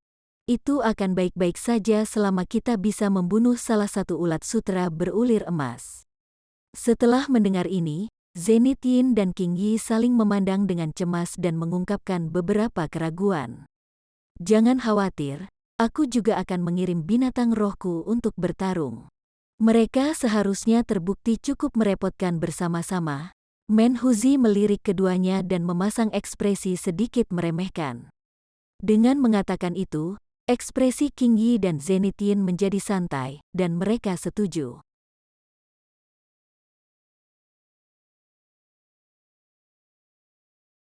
Chapter 479.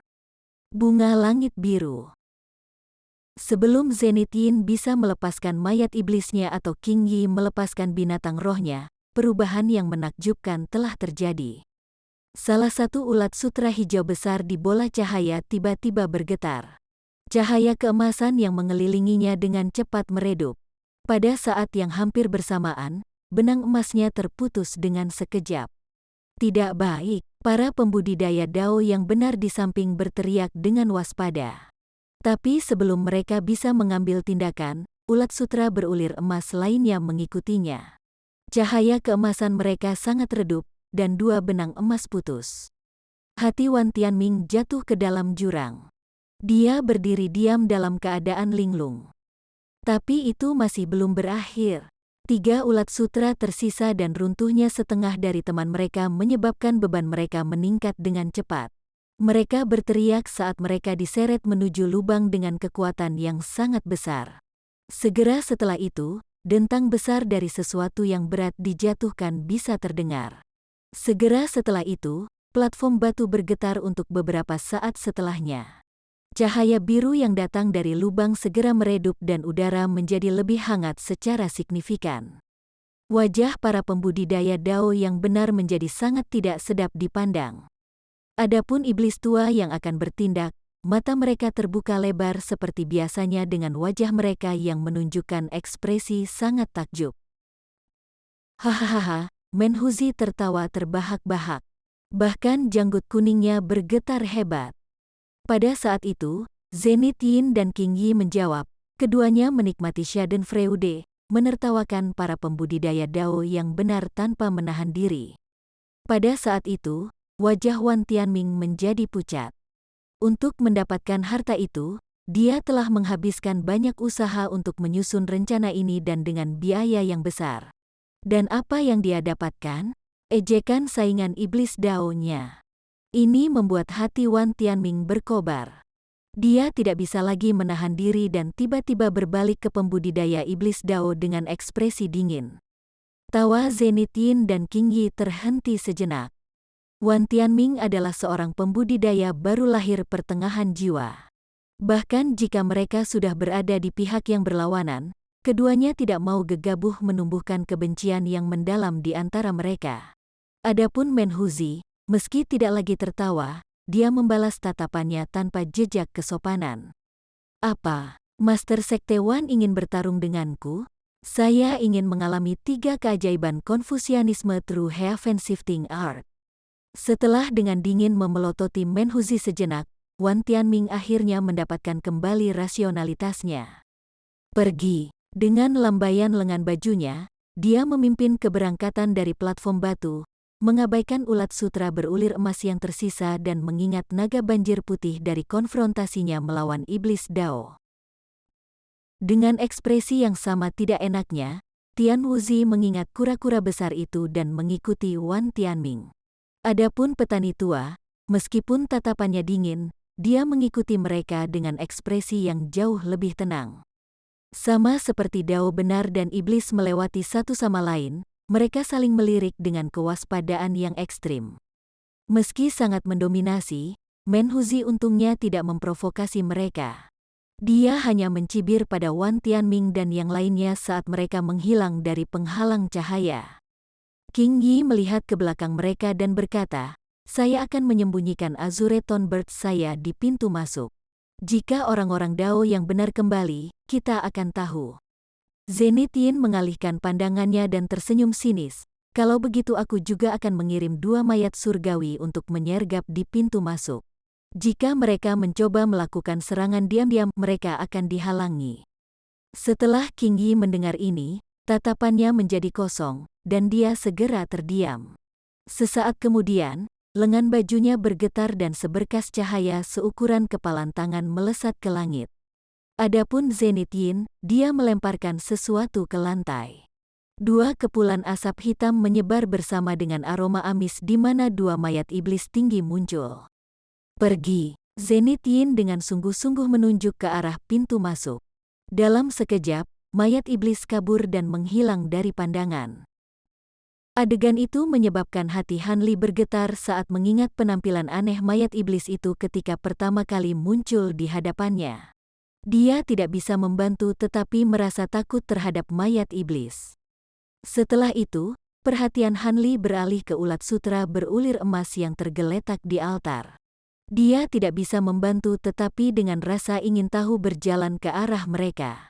Tapi setelah mengambil hanya beberapa langkah, dia berhenti. Seseorang sudah dengan cepat tiba di depan mereka. Han Li tercengang menemukan orang ini sebagai Bonsage. Menhuzi berjalan mendekat dan bertanya, "Tentang apa ini?" Ulat sutra berulir emas dapat dianggap sebagai serangga eksotis yang langka. Dari cahaya keemasan mereka sebelumnya, kemampuan mereka seharusnya cukup tangguh. Sangat aneh bagi Wan Tianming untuk meninggalkan mereka tanpa peduli. Setelah memeriksa ulat sutra berulir emas sejenak, Bonsage dengan tenang menjawab, mereka telah mengkonsumsi bunga biru langit untuk secara paksa meningkatkan kemampuan mereka sehingga mereka mungkin memiliki kesempatan yang lebih baik untuk memperoleh Heaven Void Cauldron. Tapi setelah memakannya, ulat sutra berulir emas bisa dianggap lumpuh total.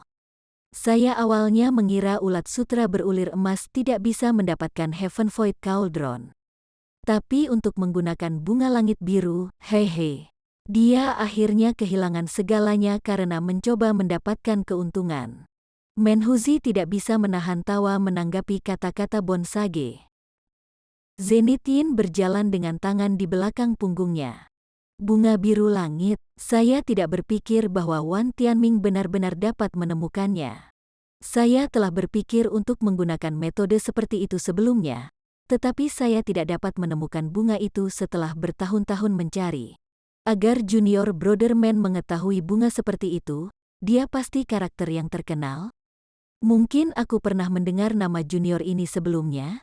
Setelah dia mengganti topik pembicaraan, dia menatap wajah Bonsage. Bonsage dengan lembut berbicara sambil tersenyum, nama saya tidak terkenal. Saya hanyalah seseorang yang menghabiskan terlalu banyak waktu untuk membaca buku. Senior Wu bercanda. Apakah begitu? Zenitien berkata dengan ekspresi acuh tak acuh. Tidak diketahui apakah kecurigaannya telah habis atau apakah dia takut akan reaksi dari Menhuzi. Tetapi Zenitien menghentikan pertanyaannya dan berbalik ke arah lubang besar dan mengintip ke dalam. Cahaya biru dari lubang terpantul dari wajahnya, membuat pemandangan yang aneh. Hanli acuh tak acuh menyaksikan dari samping, tetapi dalam pikirannya, dia merasa sedikit kagum pada kesabaran Bonsage. Temperamen Old Devil Bonsage pasti sangat menakutkan baginya untuk dengan tenang memanggil musuhnya sebagai senior. Namun demikian, tidak ada seorang pun di sini yang tertipu, kecuali mungkin Wu Chou. Masing-masing dari mereka adalah rubah licik yang telah hidup selama lebih dari beberapa ratus tahun. Mereka sangat licik. Saat Hanli dengan murung memikirkan hal ini, dia mendengar King Yi berkata, "Karena ulat sutra berulir emas ini tidak berguna, mari kita musnahkan mereka dan singkirkan kehadiran mereka yang menjengkelkan dari mata kita." King Yi kemudian membalik telapak tangannya yang keriput dan bola cahaya biru yang menyilaukan muncul di tangannya. Setelah tatapan Hanli menyapu melewati 3 ulat sutra besar, hatinya bergerak. Dia berbicara kepada lelaki tua itu, "Tunggu. Junior ini tertarik dengan ulat sutra berulir emas ini. Tolong berikan padanya." Wajah lelaki tua itu mengungkapkan keterkejutan dan keraguan. Hanli kemudian tersenyum dan menangkupkan tangannya, berkata, "Yang ini selalu tertarik pada serangga eksotis. Karena mereka masih hidup, yang satu ini ingin meneliti mereka untuk beberapa waktu. Yang ini berharap senior akan mengizinkan ini." Setelah mendengar Hanli, King Yi tidak segera menjawab. Sebaliknya, dia memeriksa Hanli dengan ekspresi termenung. Hanli merasa hatinya gelisah. Dia tidak tahu niat apa yang dimiliki King Yi. King Yi menggelengkan kepalanya dan berbicara dengan sedih, orang tua ini juga pembudidaya nakal. Saya secara alami tahu bahwa pembudidaya nakal formasi inti tidak sebanding dengan rekan-rekan mereka dari sekte besar. Bagaimana mereka benar-benar terdesak untuk sumber daya. Baiklah, karena teman muda Han menginginkan sampah ini, ambillah. Jelas bahwa dia salah paham. Hanli dalam hati memutar matanya, tetapi dia mengambil keuntungan dari situasi ini dan memasang ekspresi malu saat dia berulang kali mengucapkan terima kasih. Setelah itu, dia meraih kantong binatang roh yang kosong dan menyimpan 3 ulat sutra berulir emas di dalamnya. Tampaknya pada saat yang sama Wan Tianming telah membuangnya, dia juga menghapus tanda kepemilikannya dari mereka. Dengan demikian, mereka memasuki kantong Hanli tanpa jejak perlawanan. Setelah menatap ke dalam lubang lebih lama dengan mata yang tajam, Zenitien berteriak pada Hanli tanpa menoleh, "Hanli, berhentilah membuang-buang waktumu untuk hal-hal yang tidak berguna ini. Keluarkan laba-laba blodjat Anda dengan cepat. Aku ingin melihat kelas berapa makhluk roh itu. Ketika saatnya tiba, saya akan memberikan bantuan dengan piton api saya. Kita harus berhasil dalam satu upaya." Hanli dalam hati mengerutkan kening dan berjalan ke depan. Awam King Yi dan Menhuzi kebetulan melirik Hanli setelah mendengar Zenitien. "Tenanglah, selama kamu mendapatkan Heaven Void Cauldron, tuanmu tidak akan memperlakukanmu dengan tidak adil." Zenitien berbalik dan berbicara kepada Hanli dengan wajah ramah, takut Hanli tidak akan berusaha sebaik mungkin. Tetapi ketika Hanli mendengar kata-kata itu, dia merasakan hawa dingin yang menusuk di tulang punggungnya.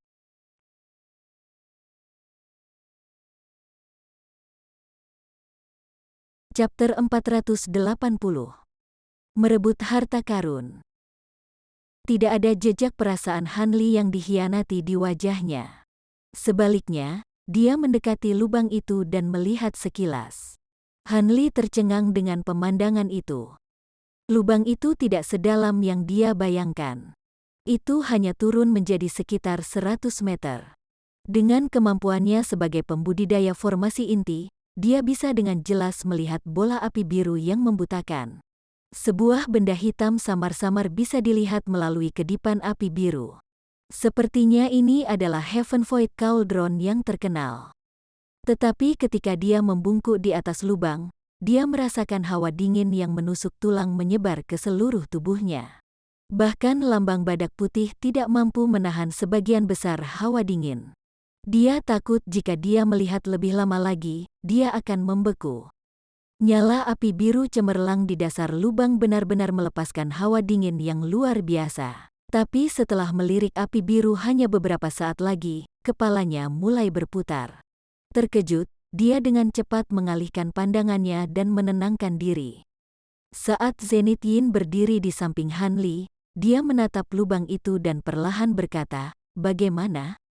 Itu adalah Celestial Ice Flame, api yang mengaum dengan dingin yang melampaui titik beku. Jangankan pembudidaya formasi inti, bahkan kami pembudidaya jiwa yang baru lahir tidak berani menyentuhnya. Bahkan luka bakar sekecil apapun oleh api akan menyebabkan pembudidaya Nascent Soul dengan mudah binasa oleh penyempurnaan. Dikatakan bahwa nyala api ini bukanlah sesuatu yang berasal dari dunia ini, dan tidak diketahui bagaimana para pembudidaya kuno menemukan hal seperti itu. Bahkan pembudidaya Nascent Soul akan disempurnakan. Napas Han Li menjadi dingin saat mendengar ini. Tapi segera setelah itu, ekspresinya kembali normal. Jika bukan karena nyala api ini, maka Heaven Void Cauldron pasti sudah direbut sejak lama. Meskipun api es surgawi sangat mematikan bagi kami para pembudidaya, ada beberapa hal yang tahan terhadapnya. Misalnya, benang emas dari ulat sutra berulir emas, dan benang laba-laba dari laba-laba Bloodjet bersama dengan pengecualian yang tidak biasa seperti dua ular sanca api saya. Sudah waktunya bagimu untuk mengeluarkan Bloodjet Spidermu. Mari kita lihat. Zenith Yin memberi perintah dengan nada tegas. Dengan Menhuzi dan King Yi menatap Han Li dari belakang Zenith Yin, Han Li tidak menunda lebih jauh. Dia menggenggam tangannya pada kantong binatang roh di pinggangnya, menyebabkan seberkas cahaya putih terbang keluar dan berputar di sekelilingnya sebelum mendarat di depannya. Cahaya menghilang untuk mengungkapkan laba-laba Bloodjet. Ketika melihat begitu banyak orang asing di depannya, ia memamerkan taringnya dan matanya penuh dengan permusuhan. Menhuzi dan yang lainnya sama sekali tidak mempermasalahkan hal ini. Mereka hanya melirik binatang roh seolah-olah mereka sedang melihat harta karun. Saat Menhuzi melirik laba-laba Bloodjet, ekspresinya berubah dan dia berkata dengan nada takjub, "Cih Tech. Laba-laba Bloodjet cukup besar. Tampaknya menjadi binatang iblis kelas 4 puncak di ambang menerobos ke kelas 5. Ini memiliki peluang bagus untuk merebut harta karun itu." Zenith Yin juga menatap laba-laba Bloodjet dengan gembira dan berkata, "Hehe. Laba-laba Bloodjet murid junior saya lebih rendah kekuatannya daripada beberapa varian kuno lainnya. Tapi itu adalah pilihan optimal untuk tujuan merebut Heaven Void Cauldron. Karena mendapatkan harta itu bukan lagi mimpi yang sia-sia." King Yi tampak senang. Dia berkata, "Seperti yang dikatakan Saudara Wu, kelas laba-laba ini jauh lebih tinggi daripada kelas 2 ulat sutra berulir emas. Bahkan dengan hanya satu laba-laba, peluang keberhasilannya jauh lebih besar daripada laba-laba mereka." Melihat bahwa tidak ada masalah dengan Heaven Void Cauldron, Zenith Yin memberikan perintahnya, "Mari kita mulai sekarang." Penundaan apapun bisa membawa kejadian tak terduga. Han Li menyuruh laba-labamu mengeluarkan jaring di sekitar Heaven Void Cauldron dan memintanya menariknya. Pada saat yang sama, saya akan meminta dua ular sanca api saya membantu laba-laba Bloodjet Anda." Ya, meskipun dia merasa tidak mau, Han Li hanya bisa setuju. Zenith Yin dengan dingin melirik Wu Chou dan Bon Sage dan memerintahkan, "Kalian berdua turun ke bawah altar." Saat Heaven Void Cauldron tumbuh lebih dekat ke permukaan, api es surgawi juga akan melakukannya. Anda tidak akan dapat menahannya mengingat kultivasi Anda. Adapun murid junior Han Li, saya harus menyusahkan Brother King untuk melindunginya. Dia kemudian berbalik ke King Yi dan tersenyum. Orang tua itu setuju sambil tertawa kecil, kata yang bagus. Untuk mendapatkan pil Heavenvoid Cauldron, saya tidak bisa membiarkan teman muda Han jatuh ke dalam kejutan apapun. Wu Chou dan Bon Sage dengan patuh turun dari altar dan mundur beberapa langkah. Han Li dalam hati menghela nafas setelah melihat tatapan tamak dari 3 iblis tua dan mengeluarkan perintah untuk Blood Jet Speeder-nya. Itu segera menembakkan jaring benang ke dalam lubang. Setelah sampai sejauh ini, Han Li hanya bisa mengambil langkah demi langkah. Dia berharap ketika dia memperoleh harta itu, Zenith Yin akan merasa terlalu memalukan untuk segera memutuskan hubungan dengan Han Li, memberinya waktu istirahat. Mudah-mudahan ini akan memberikan cukup waktu bagi Bon Sage untuk berurusan dengan Zenith Yin dan memberi Han Li kesempatan untuk mengubah situasinya. Adapun Heavenvoid Cauldron, dia tidak terlalu peduli apakah dia bisa mengeluarkannya atau tidak. Ini karena dia tahu situasinya tidak akan berubah terlepas dari keberhasilan atau kegagalan dalam memperoleh harta karun itu. Saat Han Li dalam hati merencanakan tindakan balasannya, Zenith Yin tiba di seberang lubang dari Han Li. Dia mengeluarkan kantong binatang roh hitam pekat dari jubahnya dan membalikkan kantong itu. Dengan kilatan lampu merah, 2 ular piton merah api sepanjang 15 meter muncul di tanah. Kedua ular piton fantastik ini memiliki sisik merah terang seukuran kuku. Kepala mereka berdua dicetak dengan desain menakjubkan yang terdiri dari karakter jimat. Mata mereka berkilauan dengan cahaya merah seolah-olah mengandung api yang menyala-nyala. Setelah ular piton api Zenith Yin membuka diri dari posisi istirahat spiral mereka, dia segera menjentikan lengan bajunya ke arah mereka, menembakkan 2 pil obat hitam ke arah mereka. Kedua ular sanca itu dengan cepat menangkap mereka di mulut mereka dan menelannya. Pergi. Zenith Yin menunjuk ke arah lubang. Kedua ular sanca api perlahan-lahan mengiris ke arah lubang dengan malas. Ketika Zenith Yin melihat ini, dia dengan sungguh-sungguh mencengkeram tangannya ke dalam gerakan mantra eksentrik dan menggumamkan serangkaian mantra samar, menghasilkan pemandangan yang menakjubkan. Sisik merah terang ular piton bernoda hitam selama mantra, dan mereka dengan antusias mulai mengikuti perintah Zenith Yin. Peng, peng. Kedua ekor ular sanca api dengan keras menusuk ke tanah di dekat lubang, memotong sedalam sekitar 1 meter. Mereka kemudian menjatuhkan bagian atas mereka ke dalam lubang dan mulai meregangkan tubuh seolah-olah mereka tanpa tulang. Ekor mereka memegang teguh ke tanah. Sepertinya mereka telah berubah menjadi 2 tali hitam merah. Selama keheranan Han Li, tali itu terpelintir sejenak. Zenith Yin tampak senang dengan ini dan mencengkeram tangannya. Dia dengan cepat berteriak ke arah Han Li, "Sudah siap."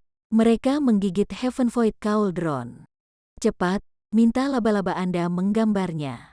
Meskipun ular sanca api telah mengkonsumsi pil obat saya, mereka tidak dapat menahan api SS dalam waktu lama. Kita harus berhasil dalam sekali jalan. Jejak kedengkian tergambar di wajah Zenith Yin saat dia mengatakan ini. Han Li dalam hati mendengus melihat pemandangan itu. Han Li dengan enggan mencemooh dalam pikirannya, sepertinya sangat mungkin aku akan kehilangan nyawaku jika harta itu berhasil disita. Sekarang saya bahkan lebih bersedia untuk membiarkan ini gagal.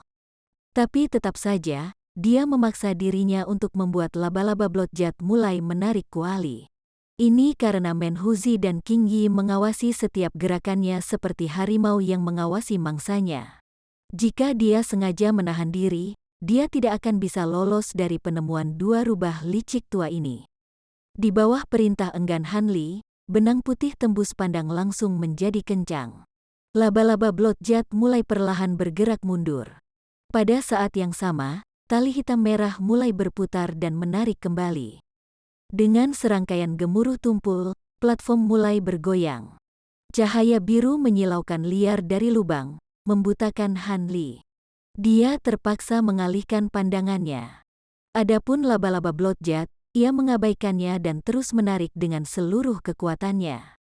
Setelah melihat ini, King Yi dengan gugup bergumam pada dirinya sendiri, "Bagus, kuali Heavenvoid sudah bergoyang." Jelas bahwa Heavenvoid Cauldron sangat berat.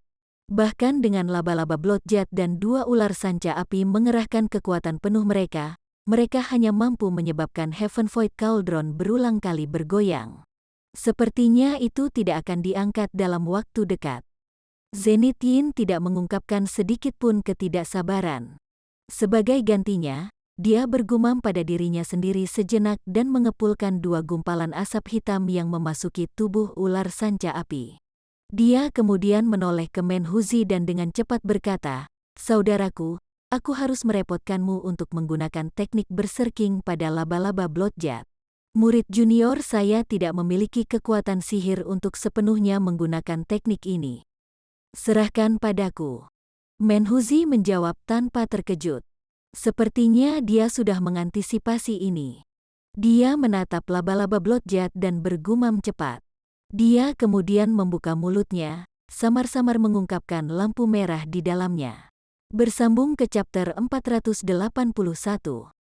Bagi Anda para sahabat kultivator, ketua klan dan ketua sekte, yang telah mengikuti channel Tortorokai, Mimin mengucapkan terima kasih. Sampai jumpa di episode berikutnya.